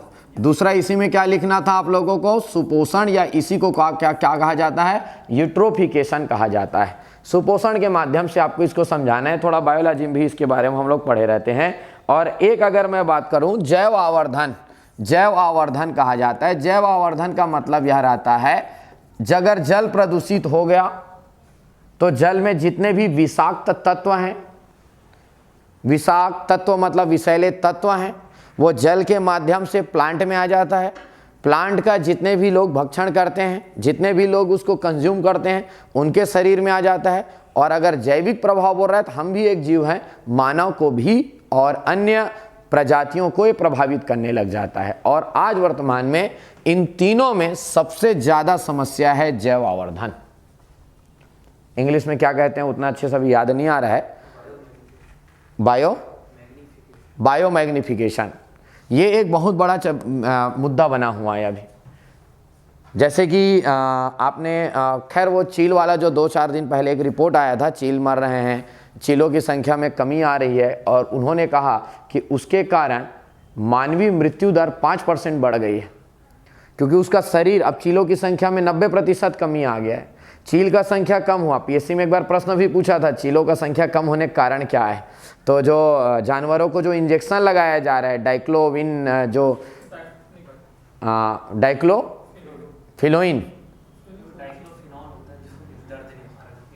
ऐसा कुछ है, जो इंजेक्शन लगाते हैं ना जिससे वो ज़्यादा दूध दे, तो उसके लिए जो इंजेक्शन लगाते हैं तो उसके शरीर में है, चील उसको खा रहे हैं, चील का गुर्दा किडनी फेल हो जा रहा है, 90% कमी आ गया। अब जब जानवर मर रहे हैं तो उसको खाने वाला चील नहीं है। अच्छा, अगर अब चील नहीं है तो चील नहीं होने के कारण वो जो बहुत दिनों तक उसको डिकम्पोज होने में ज़्यादा समय लग रहा है जानवरों के बॉडी को, तब तक वो पानी में मिल जा रहा है, पानी को विषैला बना रहे हैं, और वही विषैला पानी इंसान धीरे धीरे धीरे धीरे कई सालों तक ग्रहण कर रहे हैं, और उसके कारण मानवीय मृत्यु दर में 5% की वृद्धि हुई है। 4 दिन पहले का रिपोर्ट है। तो मेरे कहने का मतलब वही जैव आवर्धन है, उसी को जैव आवर्धन कहा जाता है। अच्छा, अगला अगर यहाँ पे बोला गया वैधानिक विधियाँ, वैसे इतना बड़ा जगह नहीं मिलेगा, कम मिलेगा। वैधानिक विधियां अगर आपसे बात किया जाए, हम बात करेंगे ऐसा वैधानिक विधियां, तो 2 विधि हैं जिसमें जल प्रदूषण का निवारण किया जा रहा है। नंबर 1 आपने सुना होगा जिसका नाम है जल प्रदूषण निवारण अधिनियम। जल प्रदूषण निवारण अधिनियम के बारे में बात करेंगे, और बराबर लिख देना 1974, 1974। सुने होंगे इस कानून के बारे में थोड़ा बहुत, और बिल्कुल आपको लिखना है। इसके तहत जल के निस्तारण, उनके नियंत्रण, उनके प्रबंधन के लिए नियम बनाए गए हैं, और साथ ही साथ इस अधिनियम के तहत उपर्युक्त साधनों को नहीं अपनाए जाने पर दंड का भी प्रावधान किया गया है। तो जल प्रदूषण निवारण अधिनियम 1974 के बारे में आप 3 लाइन कैसे कानून बनता है, कानून क्या रहता है, ये जानते हो। दूसरा अगर वैधानिक विधि अगर मैं बात कर रहा हूँ, उसका नाम है जिसमें आप जानते हो पर्यावरण संरक्षण अधिनियम 1986, 1986 के बारे में बात करेंगे। अच्छा, लिखेंगे आप ऐसे ही, और पहले पर्यावरण संरक्षण अधिनियम मत लिखिए। कानून जिस क्रम में बना है कि पहले क्या प्रयास हुआ, बाद में क्या प्रयास हुआ, आपका एक सिस्टमेटिक ढंग प्रस्तुत करता है, आप ऐसा लिखेंगे। और इसमें आप पढ़े होंगे मेंस का, तो ये आपका सिलेबस भी है कि इस अधिनियम के माध्यम से केंद्र सरकार को वह शक्ति दी गई है कि वह उद्योगों से निकलने वाले अपशिष्ट जल का निस्तारण, नियंत्रण और प्रबंधन करने के लिए नियम बना सकता है, जांच करवा सकता है, वहाँ पे जांच कराने के बाद उसका सैंपल ले सकता है, प्रयोगशाला परीक्षण के लिए भेज सकता है, और तय मानक से ज़्यादा यदि कोई प्रदूषण करता है तो उसको दंड और इसके साथ साथ ही कारावास के दंड देने का प्रावधान किया गया है। एग्जैक्टली तो याद नहीं आ रहा है, शायद तक इसके तहत है तो 3 साल या 5 साल का कारावास का सजा है। नहीं याद आ रहा है, परेशान नहीं होना, कारावास व जुर्माने के सजा का प्रावधान किया गया है। ऐसा करके हम ये 2 है वैधानिक विधियां। बाकी समय समय पर और बहुत सारे निर्णय लिए जाते हैं सरकार के, लेकिन वैधानिक विधान मतलब जो संसद से पारित, जो पार्लियामेंट से बनाए गए हैं, उसको वैधानिक कहा जाता है। तो जल को लेकर अभी ये 2 वैधानिक विधियां हैं। तो ओवरऑल में बोलना चाह रहा था कि इसको, ये भाव को और इस भाव को आपको समझना बहुत जरूरी है। प्रश्न को एग्जैक्टली वो सिर्फ जैविक प्रभाव पूछ रहा है, वो सिर्फ वैधानिक विधियां पूछना चाह रहा है। चलो भाई, तो ये उसी प्रकार है, मॉडल आंसर में सेम है, उसी प्रकार यही जल जैविक ऑक्सीकरण या वैधानिक विधियां में 2 विधि ऐसे ही आपको पढ़ना रहेगा। चलो भाई, ये एक प्रश्न दिया था जिसमें ये लगभग प्रश्न पिछले साल भी आया था मेंस राइटिंग में, और प्रश्न ये था रेड डाटा बुक में वर्गीकृत श्रेणियों का नाम लिखिए। पहला तो बढ़िया श्रेणियों का नाम लिखिए बोला है, एवं खतरे की स्थिति वाली श्रेणियों का वर्णन कीजिए। अच्छा, आप लोग यार प्री में एक बहुत बड़े डाउट में रहे, बहुत इस समय आया। मैंने एक प्रश्न दिया था खतरे की स्थिति वाली प्रजाति की कितनी श्रेणियां हैं, और ऑप्शन में 9 भी डाल दिया था, और बहुत लोग 9 को लगा दिए। रेड डाटा लगाए थे क्या? 9 लगाए थे ना। मैं खतरे की रेड डाटा बुक में हमेशा ये थोड़ी ना कि खतरा वाले बस थोड़ी ना लिखा है, रेड डाटा बुक में हर प्रजाति को रखा है। वो ये चाह रहा है हम हर का आकलन करें। आज गायों की संख्या ज़्यादा है, वो भी रखा जाएगा। आज गिने हैं, 10 साल बाद भी गिना जाएगा, और अगर उसकी संख्या में कमी आ रही है तभी तो वो आप जान पाओगे जी ये खतरे में है। तो उसमें सिर्फ खतरे वाले नहीं, उसमें हर प्रकार की प्रजातियों का उद्देश्य भले खतरे की स्थिति का आकलन करना है। खतरे की स्थिति वाली कितनी श्रेणियां हैं बता पाओगे? 3। तो ये सिर्फ 3 के बारे में पूछा है, लेकिन नाम सबका पूछा है। तो अब ये है दोस्त 15 नंबर का प्रश्न, और 15 नंबर का प्रश्न है तो शुरुआत में थोड़ा भूमिका देना जरूरी होता है। भूमिका में 2 लाइन जरूर प्रयोग कर लो। आप बता सकते हो, नहीं पूछा है तो भी बताओ रेड डाटा बुक के बारे में। हमेशा ये करना चाहिए। 15 और 10 आप बता दो रेड डाटा बुक, या आप लिख सकते हो IUCN द्वारा रेड डाटा बुक जारी किया जाता है, क्योंकि संरक्षण व संवर्धन के लिए IUCN द्वारा वर्ष 1963 से रेड डाटा बुक बनाया जाता है, जिसका पहला प्रकाशन आप भी लिख लो 1963 में हुआ था। एक लाइन और लिखेंगे आप लोग, very very important. Red data book में समस्त प्रजातियों को कुल 9 श्रेणियों में, यहां पर एक 9 जहां पे भी लिखोगे 9 श्रेणियों में वर्गीकृत किया हुआ है। 9 श्रेणियों में वर्गीकृत किया गया है। 9 बहुत इंपॉर्टेंट है, जिनके नाम निम्नलिखित। अब आप नाम कैसे लिखते हो आपके ऊपर है, आपके ऊपर है। आप चाहो तो आप सीधा सीधा भी लिख सकते हो, टैब सेटिंग कर दो 1 2 3 ऐसा भी टैब सेटिंग कर दो, बढ़िया है। एग्जैक्टली ये 4 ये 5 ये 6 ऐसा कर लो, अच्छा लगता है। कहीं पे भी नंबरिंग मत डाला करो, थोड़ा यूनिफॉर्म होना चाहिए, प्रेजेंटेशन बढ़िया होना चाहिए, देखने में मजा आता है। और मैं तो हमेशा बोलता हूँ इस वर्ष में हर बच्चे को मैं यही चीज़ सिखाता हूँ कि अगर आपको मेंस राइटिंग करना है पहले 2 नंबर वाले को सॉल्व करो और उसके बाद सीधा वहाँ से जाओ और 15 नंबर वाले सॉल्व करो। इसमें समय देना बहुत ज़रूरी है। 15 नंबर में आप रिस्क मत लिया करो कि आगे धीरे धीरे पढ़ाते गए, बनाते गए, आखिरी में घड़ी देखे 7 मिनट बचा है, 15 मिनट लिखना है, फिर देख रो पेन इधर उधर। 15 नंबर में मत रिस्क लो आप।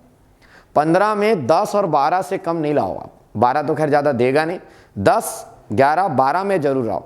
आखिरी करने के कारण हम रिस्क में 2 के बाद सीधा 15 जाना चाहिए। मेरा तो यही नियम रहता था, यही अपनाना चाहिए, ज़्यादा अच्छा है। और ऐसे टैब सेटिंग रखो, बढ़िया अच्छा प्रेजेंटेशन दो। अच्छा ऐसा लिख सकते हो, अन्यथा अगर आप ऐसा नहीं लिखोगे तो फिर वो वाला जो आप बनाए होंगे अभी, ये वाला तरीका बना सकते हो आप, जो होता है ना आकलित, है ना। तो जिस 2 तरीके बन गए रेड डाटा बुक में, 2 तरीका बन गया। नंबर 1 तरीका होता है जिसका आंकड़ा उपलब्ध नहीं है और जिसका आंकड़ा उपलब्ध है, जिसका आंकड़ा उपलब्ध है। अच्छा आंकड़े जो उपलब्ध है वो भी एक वो है जिसका पर्याप्त आंकड़ा है नहीं, और एक वो है जिसका हमारे पास पर्याप्त आंकड़े हैं। पर्याप्त आंकड़े वाले 5 श्रेणी में बनता है, मैं बता दूं, कभी प्रश्न पूछे दिमाग में याद रख। पर्याप्त आंकड़े वाले का 5 श्रेणी बनता है। नंबर 1 संकट के नजदीक, नंबर संकट से मुक्त, संकट के नजदीक, एक है खतरे की स्थिति वाली, वंश से विलुप्त और विलुप्त। जो बोला समझ आया मैं क्या बोला हूं? जिसका आंकड़ा पर्याप्त उपलब्ध है उसका 5 श्रेणी बनता है, 1 2 3 4 5। इस 5 में से एक वो है जो खतरे में, एक वो जो है जो खतरे, और उस खतरे वाले का 3 श्रेणी है। फिर ये 1 ये 2 और ये वाला 3। यही मैं प्री में दिया था प्रश्न, खतरे की स्थिति वाली। ठीक, तो प्रश्न को प्रॉपर पढ़ना है, क्या पूछा गया है। ये है 5 1 से, तो ऐसा भी बना सकते हो। नहीं लग रहा है तो इससे पहले वाला जो मैं बताया नाम लिख दो। लग रहा है सर टाइम नहीं है, इतना बनाने में व्यर्थ नहीं करना है, ये भी होता है यार, समय नहीं रहता है। इसमें एक्सपर्ट हो, जल्दी जल्दी स्केल खिंचा सकता है तो। और फ्री हैंड कभी मत ड्रॉ करोगे इसको, या तो ड्राई मत क्या करो। फ्री हैंड कभी भी लाइन ड्रॉ नहीं करना चाहिए। उसके बाद क्या है, यहाँ से आप अगला दूसरा पोर्शन हम स्टार्ट करते हैं। दूसरा पोर्शन को अगर हम स्टार्ट करेंगे तो वही है खतरे की स्थिति वाली प्रजाति। ये हेडिंग डालना बहुत जरूरी है। अगला पोर्शन हमारा स्टार्ट हो गया। अनुपात भी बढ़िया सेट कर लो, और ऐसी प्रजातियां जो वर्तमान में संवेदनशील, निकट भविष्य में ये है, उसको इस वाले में रखा जाता है। उदाहरण के लिए लिख दिया, नहीं भी लिखते वाला लाइन चल जाता। हाँ, इसमें अगर अब मैं बात करूंगा, इसमें अगर मैं बात करूंगा तो यहां पर देखो 3 श्रेणी है। नंबर 1 है संवेदनशील, 1 है संकटग्रस्त, 1 है कहा जाता है अति संकटग्रस्त। हाँ, इसमें ना ये लिखना बहुत जरूरी है, मापदंड। और मापदंड आप जानते होंगे 3 आधार होते हैं। नंबर 1, आज उसकी प्रौढ़ संख्या कितनी है, याद रखना हमेशा। ये रिपीटेड प्रश्न है, जो रिपीट मोड में है उसको तो रट्टा होना चाहिए, रट्टा। मेंस में पता रहता है यार, सबसे खास बात मेंस में पता रहता है, यही प्रश्न आएगा। और पर्यावरण में टॉपिक ही नहीं है, 3 ठो तो टॉपिक, टॉपिक ही नहीं है, एकदम एग्जैक्ट वर्ड टू वर्ड लिखना है, जाकर पता रहता है यहीं से ही आएगा। प्री का तो है जिसमें आप अभी पूछूंगा ना सर एक ठो प्रश्न बताओ, नहीं बता पाओगे तुम लोग क्या आएगा, लेकिन मेंस में कई ठो बता दोगे सर यहाँ से एक ठो जरूर आएगा, लेकिन प्री में तो प्री समस्या है, मेंस नहीं। नंबर 1 प्रौढ़ संख्या, नंबर 2 विगत 10 वर्षों में कितनी कमी आई है, हमेशा यही है। तीसरा आगामी कितने वर्षों में विलुप्त हो सकता है, विलुप्त होने की प्रायिकता क्या है। अगर इसकी प्रौढ़ संख्या के बारे में बात करूं, ये मापदंड में है, ये देखो यहां प्रौढ़ संख्या 10,000, इसका प्रौढ़ संख्या 10,000, विगत 10 वर्षों में 50% से अधिक की कमी। इसको मैं आप लोगों को एक बता देता हूं, इसमें एक्चुअल में बराबर लिख देता हूं, कभी याद आएगा आप लोग को, ठीक, यहां लिख देता हूं। चलो मैं, अगर ऐसा है मापदंड याद रखना, 3 है, एक प्रजाति में बात करता हूं, एक लिखा जाएगा संवेदनशील, एक को लिखा जाएगा संकटग्रस्त, संकटग्रस्त कहा जाता है, इंडेंजर्ड, और एक है क्रिटिकली इंडेंजर्ड, अति संकटग्रस्त। अच्छा, यहां पर एक टेबल बना देता हूं, हमेशा याद रखना। एक मैं बात करता हूं प्रौढ़ संख्या, प्रौढ़ संख्या, प्रौढ़ संख्या में याद रखना जो मुख्य प्रजाति है उसके जो मैच्योर्ड एनिमल है उसको काउंट किया जाता है, बच्चों को काउंट नहीं किया जाता है। तो यहां पर मैं लिख देता हूं 50, 250, और यहां पर आपको याद रखना है 50, 250, और यहां याद रखना है 10,000। कहीं कहीं पढ़ोगे तो और उल्टा लिखा रहता है, ज्यादा कंफ्यूज नहीं होना इस डेटा को लेकर, एग्जैक्ट डेटा मिलने में बहुत समस्या है।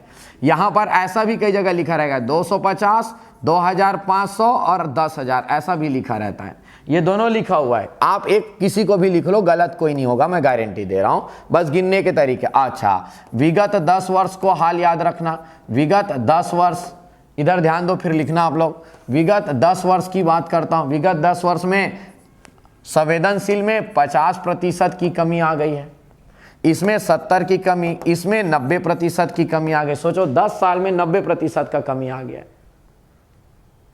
अब याद रखना है, यह बोलता है आगामी 10 वर्ष में विलुप्त होने, 10 वर्ष में विलुप्त होने की प्रायिकता 50% है। विलुप्त के बारे में बात कर रहे हैं, 50% चांस है कि इसमें अगर कोई प्रजाति है तो अगले 10 वर्ष में विलुप्त हो जाएगा, 50% चांस है, बहुत खतरा।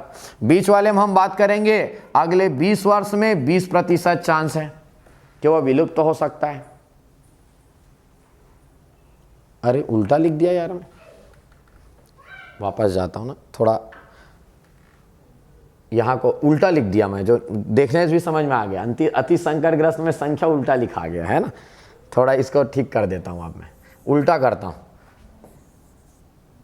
उल्टा करता हूं, उल्टा अगर करूंगा तो ये मैं क्या पढ़ाता हूं, उल्टा हूं, ये पहले लिखता हूं, ये इधर 50, ये है 250, और ये कितना हो जाएगा 10,000, या बोल रहा हूं 250 या 2,500 या 10,000, दोनों डेटा मिलता है इसलिए दोनों लिख दिया। ये एक कंडीशन ये है, दोनों में से एक को लिखना।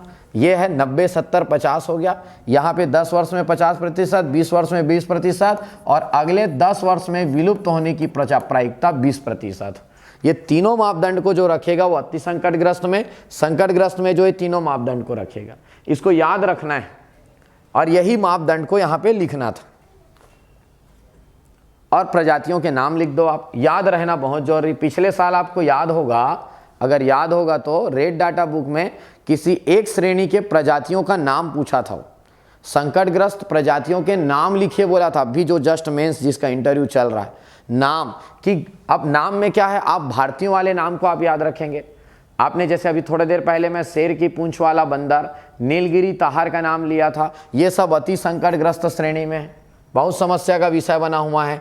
जैसे कि इसी में अगर मैं जाऊं, अब देखो यहाँ पर अगर हम चर्चा करें, ये देखो भाई, यहाँ पे ये देखो संकटग्रस्त में है वो नीलगिरी ताहार, यहाँ पे नाम लिखना बहुत जरूरी है, लाल पांडा, गंगा डॉल्फिन, ऐसा करके। यहाँ पर अगर हम बात करेंगे अति संकटग्रस्त में, ये घड़ियाल, जो चंबल नदी में घड़ियाल आखिरी बचा हुआ है, वहां से विलुप्त हुआ तो पूरे पृथ्वी से घड़ियाल विलुप्त होने वाला है। सुमात्रा राइनोसेरस के बारे में लिखा हुआ है, साइबेरियन केन के बारे में, हिमालयन बटेर के बारे में लिखा हुआ है। और अगर मैं बात करूं संवेदनशील में, अगर बात करूं, ये देखो ऑलिव रिले समुद्री कछुआ, 4 सींग वाला और 1 सींग वाला गेंडा। तो एक लिखने के 2 ही तरीके हैं किसी के बारे में। नंबर 1 मापदंड, 3 मापदंड को लिख लो, और नंबर दूसरा आप प्रमुख प्रजाति।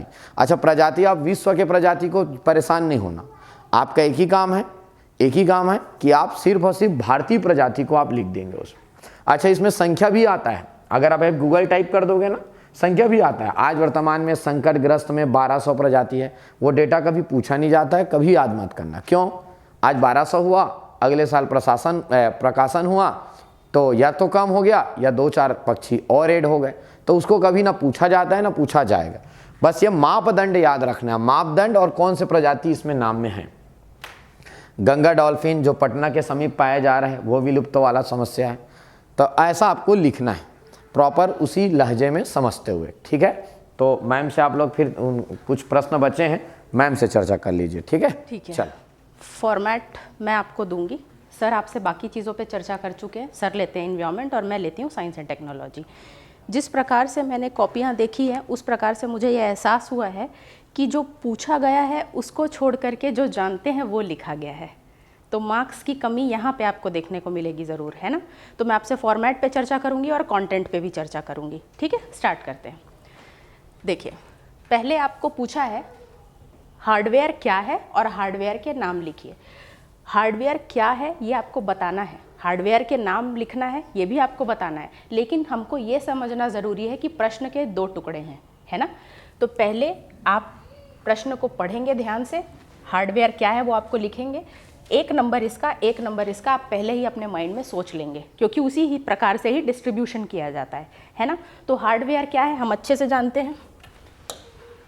क्या है हार्डवेयर? तो देखिए, हार्डवेयर जो है वो कंप्यूटर का क्या है, एक सबसे पहली बात एक भौतिक भाग है ना, फिजिकल पार्ट है, और साथ ही साथ उसका एक मूर्त रूप भी है, मूर्त रूप भी है, यानी कि टेंजिबल पार्ट है उसका। कहने का क्या मतलब है, हार्डवेयर कंप्यूटर का एक ऐसा भाग है जिसे आप देख और छू सकते हैं, यही है हार्डवेयर। इतना ही बताना था आपको। साथ में आप एडिशनल में ये भी लिख सकते हैं कि ये कंप्यूटर से जुड़े रहते हैं और कंप्यूटर को अपना काम करने के लिए इनकी आवश्यकता होती ही है। तो क्या बता दिया मैंने आपको, हार्डवेयर क्या है? हार्डवेयर कंप्यूटर का एक भौतिक भाग है और उसका एक मूर्त रूप है जिसे आप देख और छू सकते हैं। अब क्वेश्चन के दूसरे भाग पे आएंगे हम। तो प्रश्न ये उठता है कि लिखे कहाँ, क्योंकि मैंने आपको 2 से 3 पॉइंट बताए, वो तो यहीं हो जाएंगे। तो आपने क्या करना है, आपने करना है यहाँ पे एक ऐसे टेबल बनाना है, पहले से ही आप स्पेस उसके लिए अलॉट कर दीजिए। लिखेंगे हार्डवेयर के नाम, पहला क्या हो जाएगा, पहला है माउस, दूसरा है प्रिंटर, बिल्कुल, तीसरा है मॉनिटर, जितना याद आ रहा है आपको, प्रोसेसर,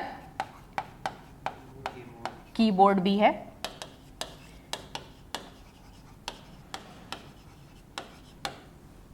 इसके अलावा हार्ड डिस्क भी है। ये क्वेश्चन बिल्कुल क्लियर है ना। ऐसे डील करना था आपको। अब देखिए, बिल्कुल वैसे ही लिखा है ना, देख सकते हैं आप इन चीज़ों को, ऐसे लिखना है आपको।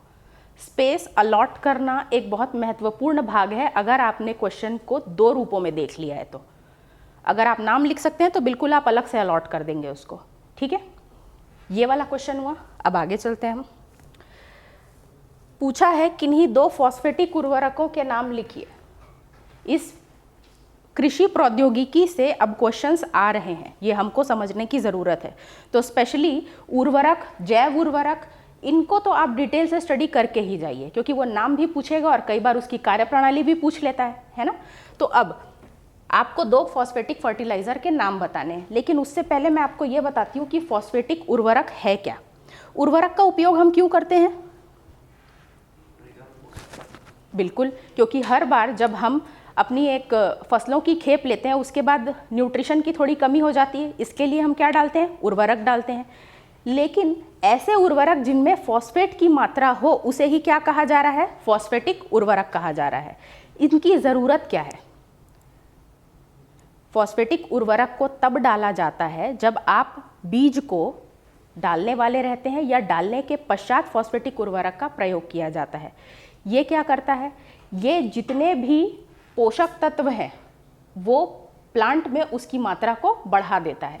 तो इसके लिए आप क्या उपयोग करते हैं? क्या उपयोग करते हैं इसके लिए आप?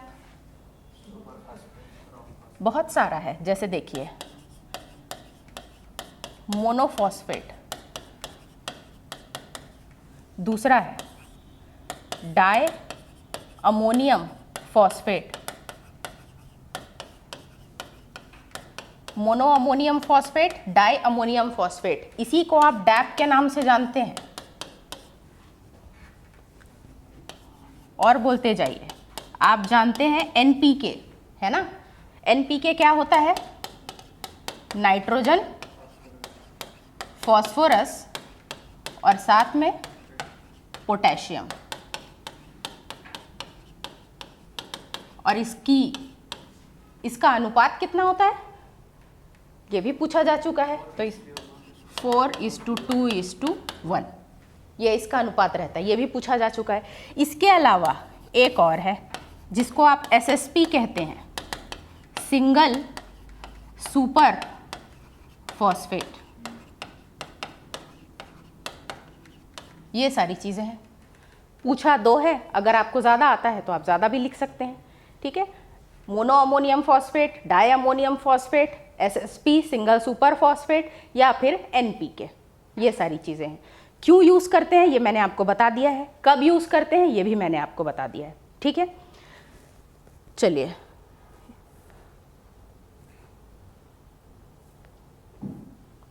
देखिए, यहाँ पे 2 ही लिखा है, मैंने आपको 4 से 5 बता दिए हैं। ठीक है ना? चलिए आगे देखते हैं। ई शासन, ई शासन से क्या समझते हैं? ई शासन ये शब्द है ई गवर्नेंस। ई का क्या अर्थ है? सबसे पहली बात तो ई का अर्थ है यहाँ पे इलेक्ट्रॉनिक। क्या है?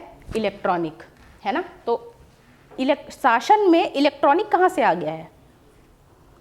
आईटी का पार्ट है ये। काफ़ी सारे क्वेश्चन इससे पूछे जाते हैं और अब तो इसके क्वेश्चन का केवल स्वरूप बदला जा रहा है। जैसे कि ई शासन क्या है, उसके आधार स्तंभ क्या है ना?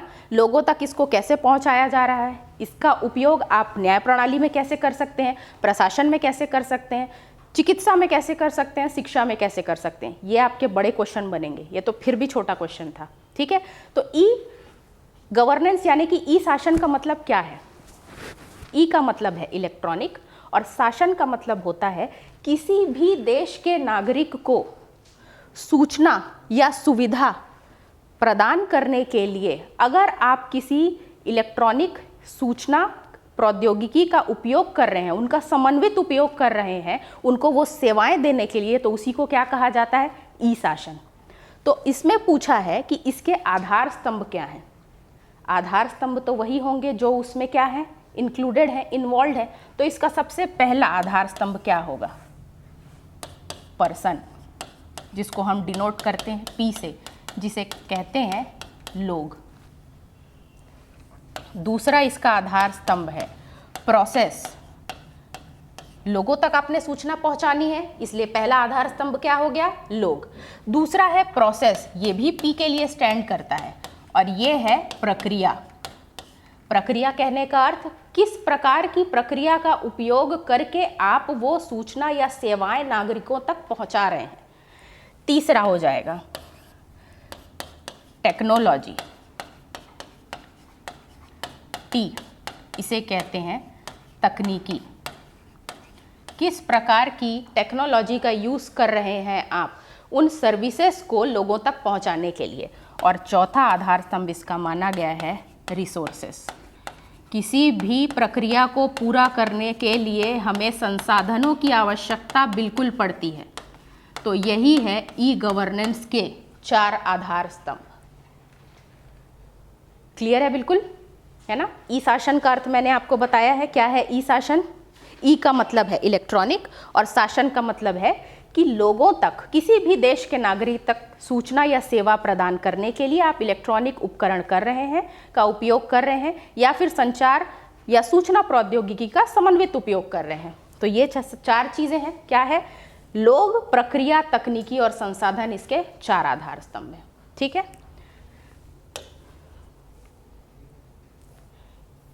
इसी को आप यहाँ भी देख सकते हैं। ठीक है, चलिए आगे चलते हैं। अगला क्वेश्चन पूछा गया है, जल विद्युत संयंत्र में विद्युत का उत्पादन किस प्रकार से किया जाता है। अब ये कौन सा चैप्टर आ गया? ये आ गया चैप्टर 5, ऊर्जा के स्रोत, है ना, जिसको हम सोचते हैं कि हमको आता है, लेकिन एक्चुअल में कैसे लिखना है वो नहीं आता है, तो वो सीखेंगे हम, है ना। सबको पता है कि हाइड्रो इलेक्ट्रिक पावर प्लांट में कितने कितने प्रकार की, कितने कितने मेगावाट की ऊर्जा को जनरेट किया जाता है। क्वेश्चन समझने में गलती इसलिए हुई है क्योंकि उन्होंने ये तो पढ़ लिया, ये नहीं पढ़ा। तो मैंने आंसर में देखा कि कई लोगों ने परियोजनाओं के नाम लिखे हैं, परियोजनाओं के नाम लिख करके उसका मेगावाट को दर्शाया है। इस प्रकार से नहीं मिल सकता नंबर। फिर अगर 4 में अगर आपको 0.5 मिलेगा तो फिर तो वो गलत हो जाएगी बात। तो आपको यहाँ पे डायग्राम भी बनाना है, आगे डायग्राम मैं दिखाऊंगी आपको, लेकिन किस प्रकार से जनरेट की जाती है इलेक्ट्रिसिटी वो मैं आपको बता रही हूँ यहाँ पे। अब पहली बात, जो बड़े बड़े बांध बनाए जाते हैं, क्यों? पहले से पानी संग्रहित किया जाता है और उस संग्रहित पानी में उसकी संभावित ऊर्जा का उपयोग हम करते हैं। ऊंचे स्थानों पे हम क्या बनाते हैं? ऊंचे स्थानों पे हम बनाते हैं बांध। पानी को रोकने के लिए हम बांध बनाते हैं, ठीक है। हमने पानी को रोकने के लिए बांध का निर्माण किया। अब बांध के अंदर से ये अगर इस प्रकार से है, यहाँ आपने बांध बनाया तो आपने कुछ इस तरीके की संरचना देखी होगी। तो इस पाइप को, ये रहता है गेट, और इस गेट को हम कहते हैं स्लुइस गेट्स। क्या कहते हैं? Sluice gates. और यहाँ से अंदर ही अंदर एक पाइप नुमा संरचना होती है जिससे पानी को क्या किया जाता है? बहाया जाता है। और इस पाइप को कहा जाता है पेनस्टॉक। क्या कहा जाता है? पेनस्टॉक। और यहाँ पे ही जस्ट यहाँ पे होता है आपका टरबाइन। और टरबाइन हमेशा किसके माध्यम से जुड़ा रहता है? शाफ्ट के माध्यम से जुड़ा रहता है। किससे जुड़ा रहता है? ये जुड़ा रहता है जनरेटर से। किससे जुड़ा रहता है? जनरेटर से। अब आपको क्या बताना है कि पानी में संग्रहित ऊर्जा को हम यूज करते हैं बड़े बड़े बांधों का निर्माण करके। ऊंचाई पे हम बांधों का निर्माण करते हैं और उसके गेट से ये अंदर पाइप नुमा संरचना होती है जिसे हम कहते हैं पेनस्टॉक। कोई भी पानी, किसी भी प्रकार का पानी, चाहे वो नदी में हो, चाहे किसी आपने जलाशय में स्टोर करके रखा हो, जब आप उसको छोड़ोगे तो उसकी अपनी एक क्या होगी? गति होगी। होगी या नहीं? अब वो ऊपर से नीचे आ रहा है तो एक गति से ही आ रहा है, तो ये क्या हो गई? उसकी गतिज ऊर्जा हो गई। क्या हो गई? गतिज ऊर्जा, यानी कि काइनेटिक एनर्जी। और इस गतिज ऊर्जा का उपयोग किया जाता है टरबाइन को घुमाने के लिए। क्या करने के लिए? टरबाइन को घुमाने के लिए इसका उपयोग किया जाता है। और टरबाइन को घुमाने के बाद, टरबाइन किससे कनेक्टेड है? शाफ्ट से कनेक्टेड है। टरबाइन घूमेगा तो शाफ्ट से कनेक्टेड क्या घूमेगा? जनरेटर भी घूमेगा। टरबाइन अगर घूम रहा है तो ये गतिज ऊर्जा किस में बदल जा रही है? यांत्रिक ऊर्जा में। किस में बदल रही है? यांत्रिक ऊर्जा में। और शाफ्ट से कनेक्टेड जनरेटर है तो ये यांत्रिक ऊर्जा जनरेटर के द्वारा किस में कन्वर्ट कर दी जा रही है? विद्युत ऊर्जा में कन्वर्ट कर दी जा रही है। केवल यही बताना था आपको। ये प्रोसेस सबको पता रहता है, लेकिन जब तक आपके दिमाग में ये संरचना नहीं है और आपको इनके नाम नहीं पता है तो फिर थोड़ा सा मुश्किल हो सकता है। मुझे जो भी दिखाई दिया पेपर में, मैं वो गलती हाईलाइट करके आपको सही कंटेंट पेश कर रही हूँ। ठीक है, चलें आगे। कि लिख रहे हैं? चले, ठीक है, मैं आपको डायग्राम दिखा देती हूँ। ये है डायग्राम, इस प्रकार का डायग्राम रहता है। और यकीन मानिए इस चैप्टर को 2022 के मेंस के बाद आपको बहुत सीरियसली लेने की ज़रूरत है। रीज़न मैं आपको बताती हूँ। 15 नंबर का क्वेश्चन नवीकरणीय ऊर्जा के स्रोत से इसी साल आया है, 15 नंबर हो गए। टाइडल एनर्जी को 4 नंबर में पूछ लिया है, साथ में 2 नंबर का एक और क्वेश्चन। 21 नंबर के प्रश्न इसी चैप्टर से पूछे गए हैं। और 21 नंबर आप जानते हैं एक एक मार्क का खेल है, 21 नंबर तो फिर बहुत बड़ी बात हो गई। तो इस चैप्टर को थोड़ा सा आपको हाईलाइट करने की ज़रूरत है, और ये इससे नहीं होगा क्योंकि जितने भी नवीकरणीय ऊर्जा के स्रोत हैं सबके डायग्राम हैं और सबका प्रोसीजर भी है, ठीक है। इसी तरीके से आप तरंग ऊर्जा भी लिख सकते हैं, महासागरीय ऊर्जा भी लिख सकते हैं, सौर ऊर्जा भी लिख सकते हैं, है ना। तो ये डायग्राम आप देख लीजिए, ये वही है, स्लुइस गेट है जो मैं आपको बता रही थी। यहाँ से पाइप नुमा संरचना जिसे हम पेन स्टॉक कहते हैं, और ये जो है शाफ्ट से कनेक्टेड कौन है? टरबाइन और जनरेटर। यहाँ पे गतिज ऊर्जा किस में कन्वर्ट हो रही है? यांत्रिक ऊर्जा में। और यांत्रिक ऊर्जा के द्वारा ये किस में कन्वर्ट हो जाती है? विद्युत ऊर्जा में। और ये केबल कनेक्टेड रहते हैं जो सीधा ट्रांसफार्मर से आगे जाके जुड़े रहते हैं। ये है संरचना। इतना लिखने के बाद ही आपको 3 या 3.5 मिल सकता है, क्योंकि वो डायग्राम तो खोजेगा, है ना। ठीक है, आगे चलते हैं। बायो फर्टिलाइजर, बायो फर्टिलाइजर पे टिप्पणी करने के लिए कहा है। तो क्या होता है बायो फर्टिलाइजर? जैव उर्वरक क्या है? उर्वरक तो अभी मैंने आपको बताया कि पोषण के लिए या उस पौधे की वृद्धि के लिए आप जिन चीज़ों का उपयोग करते हैं वो क्या है? उर्वरक होता है। लेकिन उर्वरक आप अभी तक क्या डालते थे? केमिकल फर्टिलाइजर का उपयोग करते थे। लेकिन अब प्रदूषण के आंकड़ों को देखते हुए सरकार ने ध्यान केंद्रित किया है किसकी तरफ? जैव उर्वरक के ऊपर। जैविक खेती का एक बहुत महत्वपूर्ण भाग है ये। तो अब बायो फर्टिलाइजर या जैव उर्वरक क्या होता है ये जानते हैं। कमेंट करने के लिए कहा गया है, तो आपके पास क्या है? एक आइडिया है कि आप जितना जानते हैं उतना इसमें लिख सकते हैं। अगर यही बोला जाता कि इसके उपयोगिता को दर्शाइए तो क्वेश्चन का स्वरूप बदल जाता, ठीक है। अब देखते हैं जैव उर्वरक क्या है। उर्वरक का अर्थ आपको पता है, लेकिन इस शब्द का मतलब क्या है? इस शब्द का मतलब है लिविंग, यानी कि जीवित माइक्रो ऑर्गेनिज्म।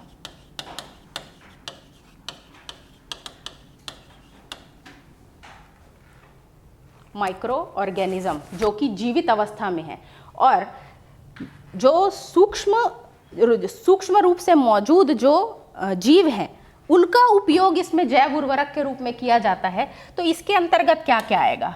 इसके अंतर्गत आएगा बैक्टीरिया, इसके अंदर आएगा कवक जिसको आप कहते हैं फंगी, इसके अंतर्गत आएगा शैवाल,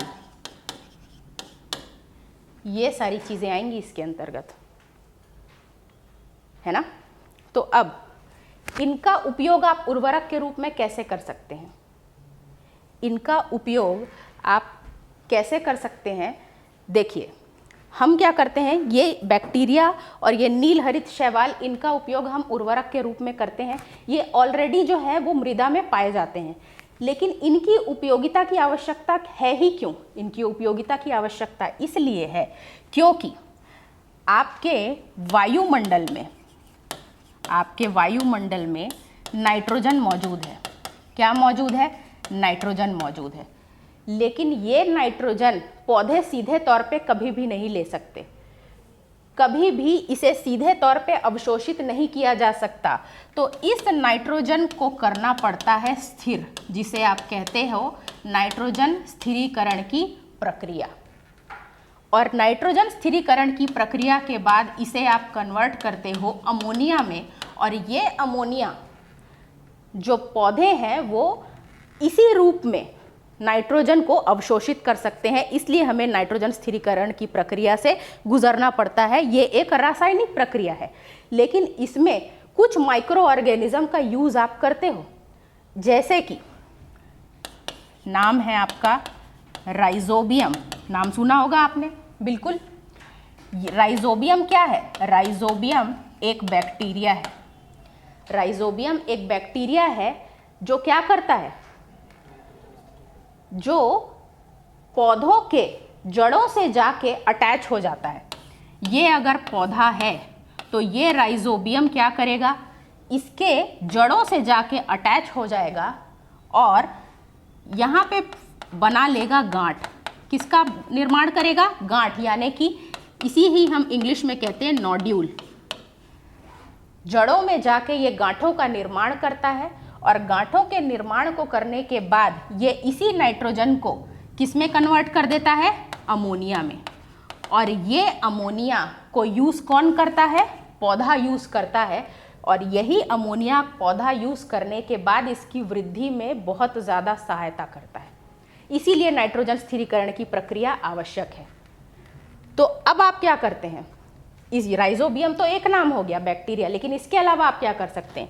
ये सबको पता रहता है। एक और है जो सबको पता रहता है, जिसे आप कहते हो ब्लू ग्रीन एल्गी।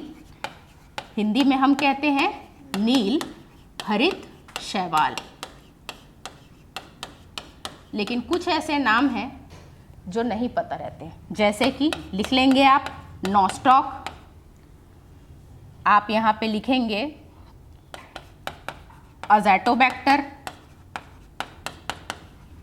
आप लिख सकते हैं एज़ोस्पाइरिलियम,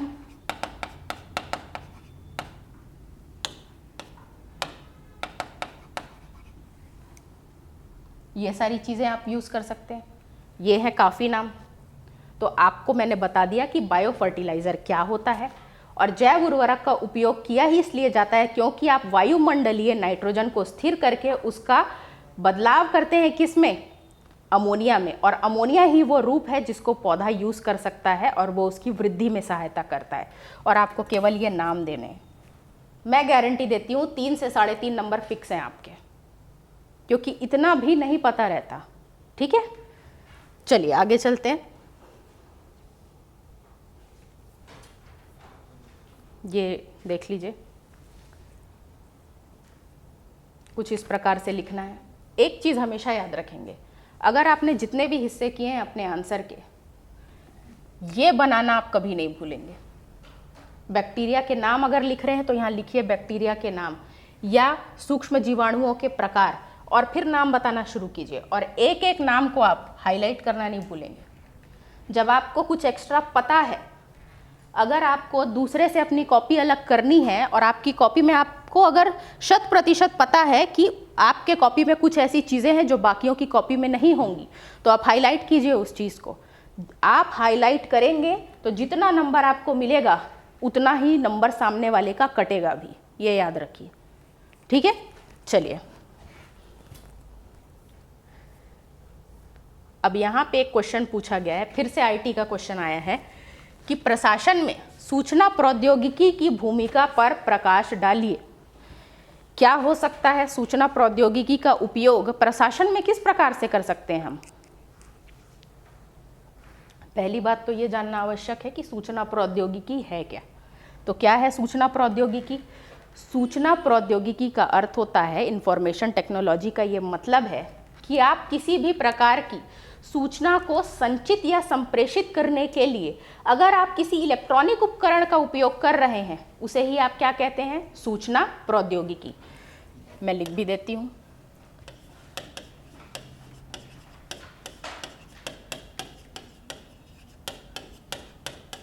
सूचना प्रौद्योगिकी किसी भी सूचना को संचित यानी कि स्टोर करने के लिए या संप्रेषित करने के लिए, भेजने के लिए अगर आप किसी इलेक्ट्रॉनिक उपकरण का उपयोग कर रहे हैं, यही है आपकी सूचना प्रौद्योगिकी। 1 से 2 लाइन में आप ये बता सकते हैं। मेन क्वेश्चन की तरफ आगे बढ़ते हैं कि इंफॉर्मेशन टेक्नोलॉजी का यूज़ आप एडमिनिस्ट्रेशन में कैसे कर सकते हैं। तो मुझे बताइए क्या चल रहा है आपके दिमाग में, क्या ही लिख सकते हैं हम? ई गवर्नेंस लिख सकते हैं, लेकिन उसको सीधे तौर पे आप प्रशासन में किस रूप से अप्लाई करेंगे? और ये जुड़ गया है आप सीधे सीधे करंट से। दिमाग यहाँ पे लगाना है, क्योंकि स्टैटिक नहीं है ये, तो डायनामिक बन गया अब। और डायनामिक कैसे बनाएं मैं बताती हूँ आपको। पहली बात, प्रेशर में नहीं आना है, आपको चीज़ों को जोड़ते हुए चलना है, आंसर अपने आप बन जाएगा। ई गवर्नेंस का सबसे बड़ा फायदा क्या है? पारदर्शिता, है ना। पारदर्शिता में क्या लिखेंगे आप? एक अधिनियम है जिसे आप जानते हैं आरटीआई के नाम से, जानते हैं, राइट टू इंफॉर्मेशन, सूचना का अधिकार जो अधिनियम है, इसके माध्यम से जो सूचना है जिन्हें वो चाहिए उनके संबंधितों को अब ये सूचना किस माध्यम से दी जा रही है? ये सूचना अब उनको दी जा रही है ई फाइल के नाम से। अब ये इलेक्ट्रॉनिक हो गया।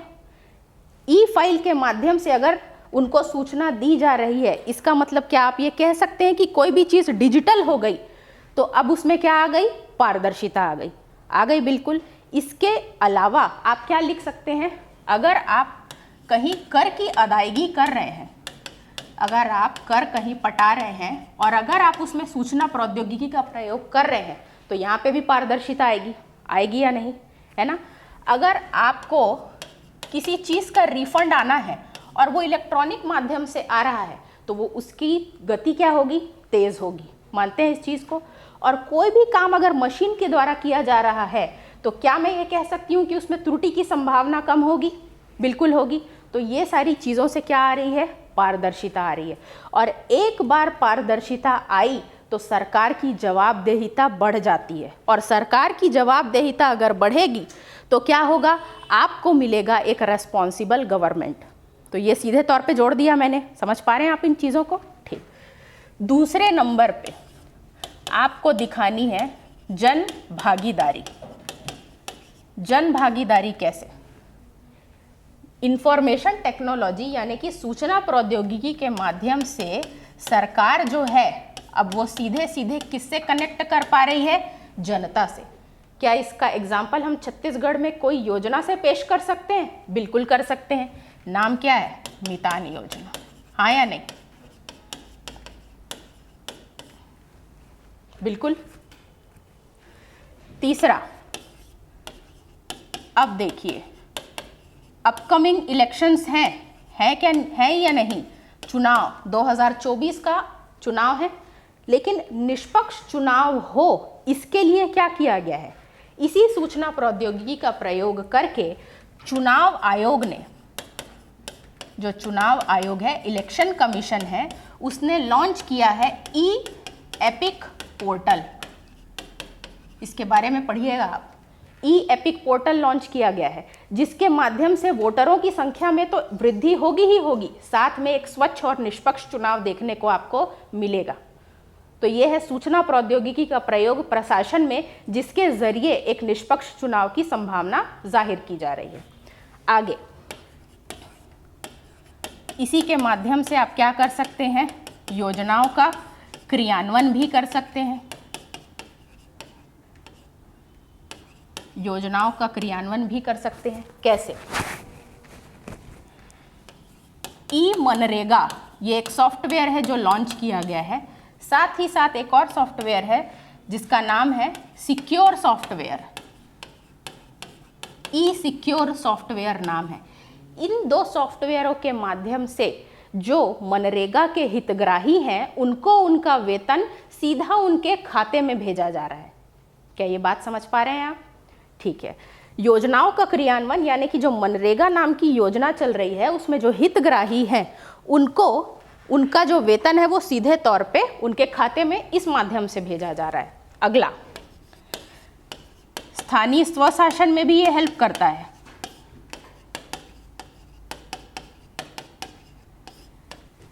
जैसे कि ई ग्राम सुराज और ई पंचायत, इनके माध्यम से जो स्थानीय स्वशासन है यानी कि जो पंचायत है उनका सशक्तिकरण किया जा रहा है और वो अपने उस लेवल पे भली भांति कार्य कर रहे हैं। इससे हमें ये देखने को मिल रहा है कि भ्रष्टाचार में कमी आ रही है। तो चीज़ों को आपको ऐसे जोड़ते हुए चलना है, ठीक है। साथ ही साथ एक और पॉइंट मुझे याद आ रहा है, ई कोर्ट। ई कोर्ट के बारे में तो आप जानते ही हैं, है ना। न्याय जो है वो आसान तरीके से सुलभ हो जा रहा है लोगों को, क्योंकि न्याय प्रणाली में अब हमने किसकी शुरुआत कर दी है, ई कोर्ट की। तो ये सारी चीज़ें हैं। और आखिरी में आपको लिखना भी है अपने निष्कर्ष में, क्योंकि ये एक बड़ा क्वेश्चन है, तो आखिरी में आप अपने निष्कर्ष में लिखेंगे भी कि इन आधारों पे प्रयोग पारदर्शिता युक्त स्वच्छ तरीके से और सकारात्मक तरीके से इन रूपों में परिलक्षित किया जा रहा है। आंसर ऐसे एंड होगा, ठीक है। आंसर अधूरा नहीं छोड़ना है। अगर आपको 8 या 15 नंबर के क्वेश्चन की बात हो रही है, बिना निष्कर्ष के आपका आंसर कभी खत्म नहीं हो सकता, ठीक है। काफी लोगों ने इसको अटेम्प्ट ही नहीं किया क्योंकि वो जोड़ नहीं सके चीजों को। देख लीजिए आप,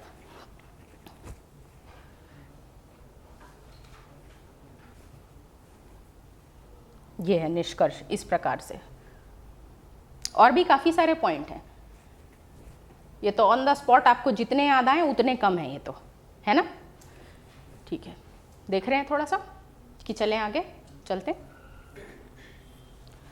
एक आखिरी क्वेश्चन डिस्कस, भारत में नवीकरणीय संसाधनों की संभावनाओं पर चर्चा कीजिए और भारत में नवीकरणीय ऊर्जा को बढ़ावा देने के लिए सरकार की नीतियों का वर्णन कीजिए। पहले सबसे पहली बात, आपको क्वेश्चन को इतना ध्यान से नहीं 2 बार पढ़ना है कि आपको पता चले कि इस क्वेश्चन के भी 2 भाग हैं और दोनों भाग अलग अलग मार्क्स कैरी कर रहे हैं, 7.5 और 7.5। जैसे ही उन्होंने ये पढ़ा होगा, जितने लोगों ने क्वेश्चन अटेम्प्ट किया है, मैंने जितनी कॉपीज़ देखी हैं उसमें मुझे केवल यही देखने मिला है, नवीकरणीय ऊर्जा के स्रोत ये हैं। तो सबको पता है, पवन ऊर्जा है, सौर ऊर्जा है, सारी चीज़ें हैं, लेकिन आपको वो बताना ही नहीं है। आपको ये बताना है कि उसकी संभावनाएं क्या है, यानी कि संभावनाओं को आप 2 तरीके से लेके जा सकते हैं कि अभी उसकी इतनी क्षमता है हमारे देश में, क्योंकि ये इंडिया के ओरिएंटेशन का क्वेश्चन है, ये सब्जेक्ट ही इंडिया ओरिएंटेड है। तो आपको बताना है कि अभी उसकी क्षमता इतनी है और आगे जाके इतने का लक्ष्य रखा गया है 2030 तक, 2050 तक, जैसे कि हम पेरिस एग्रीमेंट में बात करते हैं, कॉप में बात करते हैं, उस प्रकार की बातें आपको यहाँ पे रखनी है। दूसरे क्वेश्चन पे आते हैं इसके, नवीकरणीय ऊर्जा को बढ़ावा देने के लिए सरकार की नीतियों का वर्णन कीजिए। अब सरकार की नीतियों का वर्णन कीजिए, इसका मतलब ये नहीं है कि आप ये बताएंगे कि जैसे कि यहाँ पे सौर पैनल स्थापित किए जा रहे हैं, कहाँ कहाँ स्थापित किए जा रहे हैं, भुज में सौर प्लांट स्थापित किया गया है, बिल्कुल ये सारी चीज़ें नहीं। आपको बड़ी बड़ी योजनाओं का नाम यहाँ पे लिखना है और एक एक लाइन में उसको एक्सप्लेन करते हुए चलना है, ठीक। इसको हम सीधा ऐसे देखते हैं, ये है,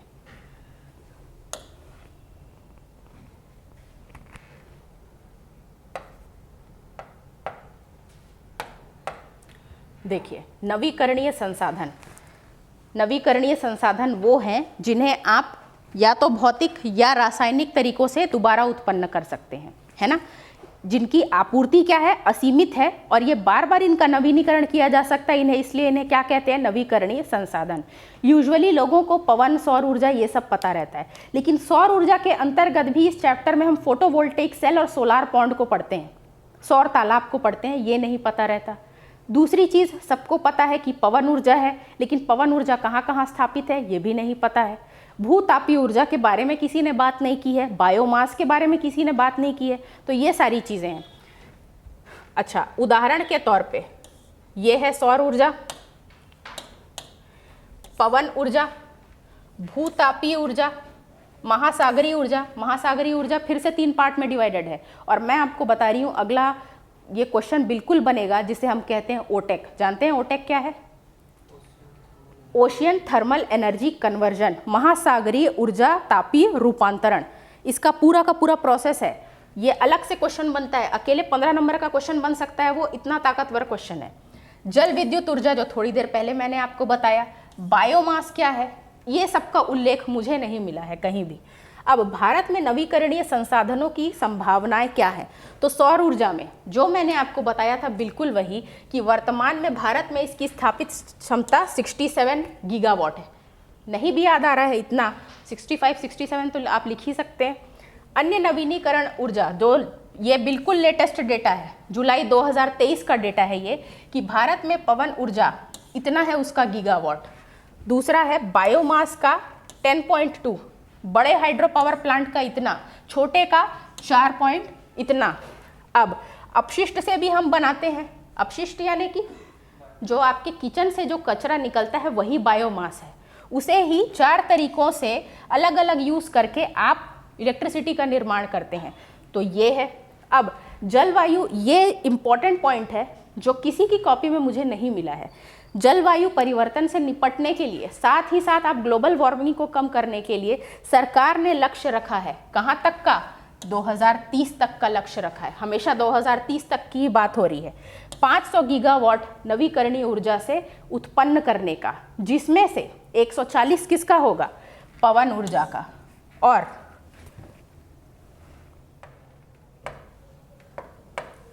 देखिए 280 गीगावाट किसका होगा? सौर ऊर्जा का। नवीकरणीय ऊर्जा की जो से संबंधित जो शासकीय नीतियां हैं, फिर से मैं कहूँगी भारत के लेवल पे बात होगी, जिसमें सबसे इम्पॉर्टेंट है, मैंने पीएम कुसुम डाला ही इसलिए है क्योंकि ये अभी चर्चा में है। पीएम कुसुम ये क्या है? ग्रामीण क्षेत्रों में सौर पैनलों की स्थापना के लिए और ग्रिड पे उसकी निर्भरता को कम करने के लिए इसको लॉन्च किया गया है। और हाल ही में ये चर्चा में इसलिए है क्योंकि 2026 तक 30 गीगावाट जनरेट करना है इसी सौर पैनल की प्रक्रिया से, और इसके लिए 34 करोड़ रुपए की वित्तीय सहायता की आपूर्ति की गई है। इसलिए पीएम कुसुम योजना जो है वो अभी चर्चा में रहा है। तो एक ये है, तो आपको चीज़ों को हाईलाइट करना है। पीआईएल योजना क्या है? उत्पादन से जुड़ी प्रोत्साहन योजना, प्रोडक्शन लिंक्ड इंसेंटिव स्कीम कहते हैं इसको। इसमें क्या किया जाता है? हम कुछ इलेक्ट्रॉनिक उपकरण बनाते हैं और कुछ क्या है, कुछ क्या ज़्यादा से ज़्यादा हम बाहर से क्या करते हैं? आयात करते हैं। तो अपने आयात को कम करने के लिए इलेक्ट्रॉनिक उपकरण अगर यहाँ बनाए जाएंगे तो उसके उत्पादन के लिए प्रोत्साहन प्रदान किया जाएगा। और इस स्कीम में एक चीज़ की बात की गई है जिसका नाम है सौर फोटोवोल्टेक सेल, इसलिए इस स्कीम को मैंने यहाँ पे इंक्लूड किया है। अगला, सौर पार्क योजना। लगभग ऐसे क्षेत्रों की पहचान की जाएगी, ऐसे राज्यों की पहचान की जाएगी जहाँ पे सौर पार्क स्थापित किए जाएंगे। क्यों? हमारे पास, यानी कि अगर मैं भारत की बात करूँ तो ये कर्क रेखा के क्या है?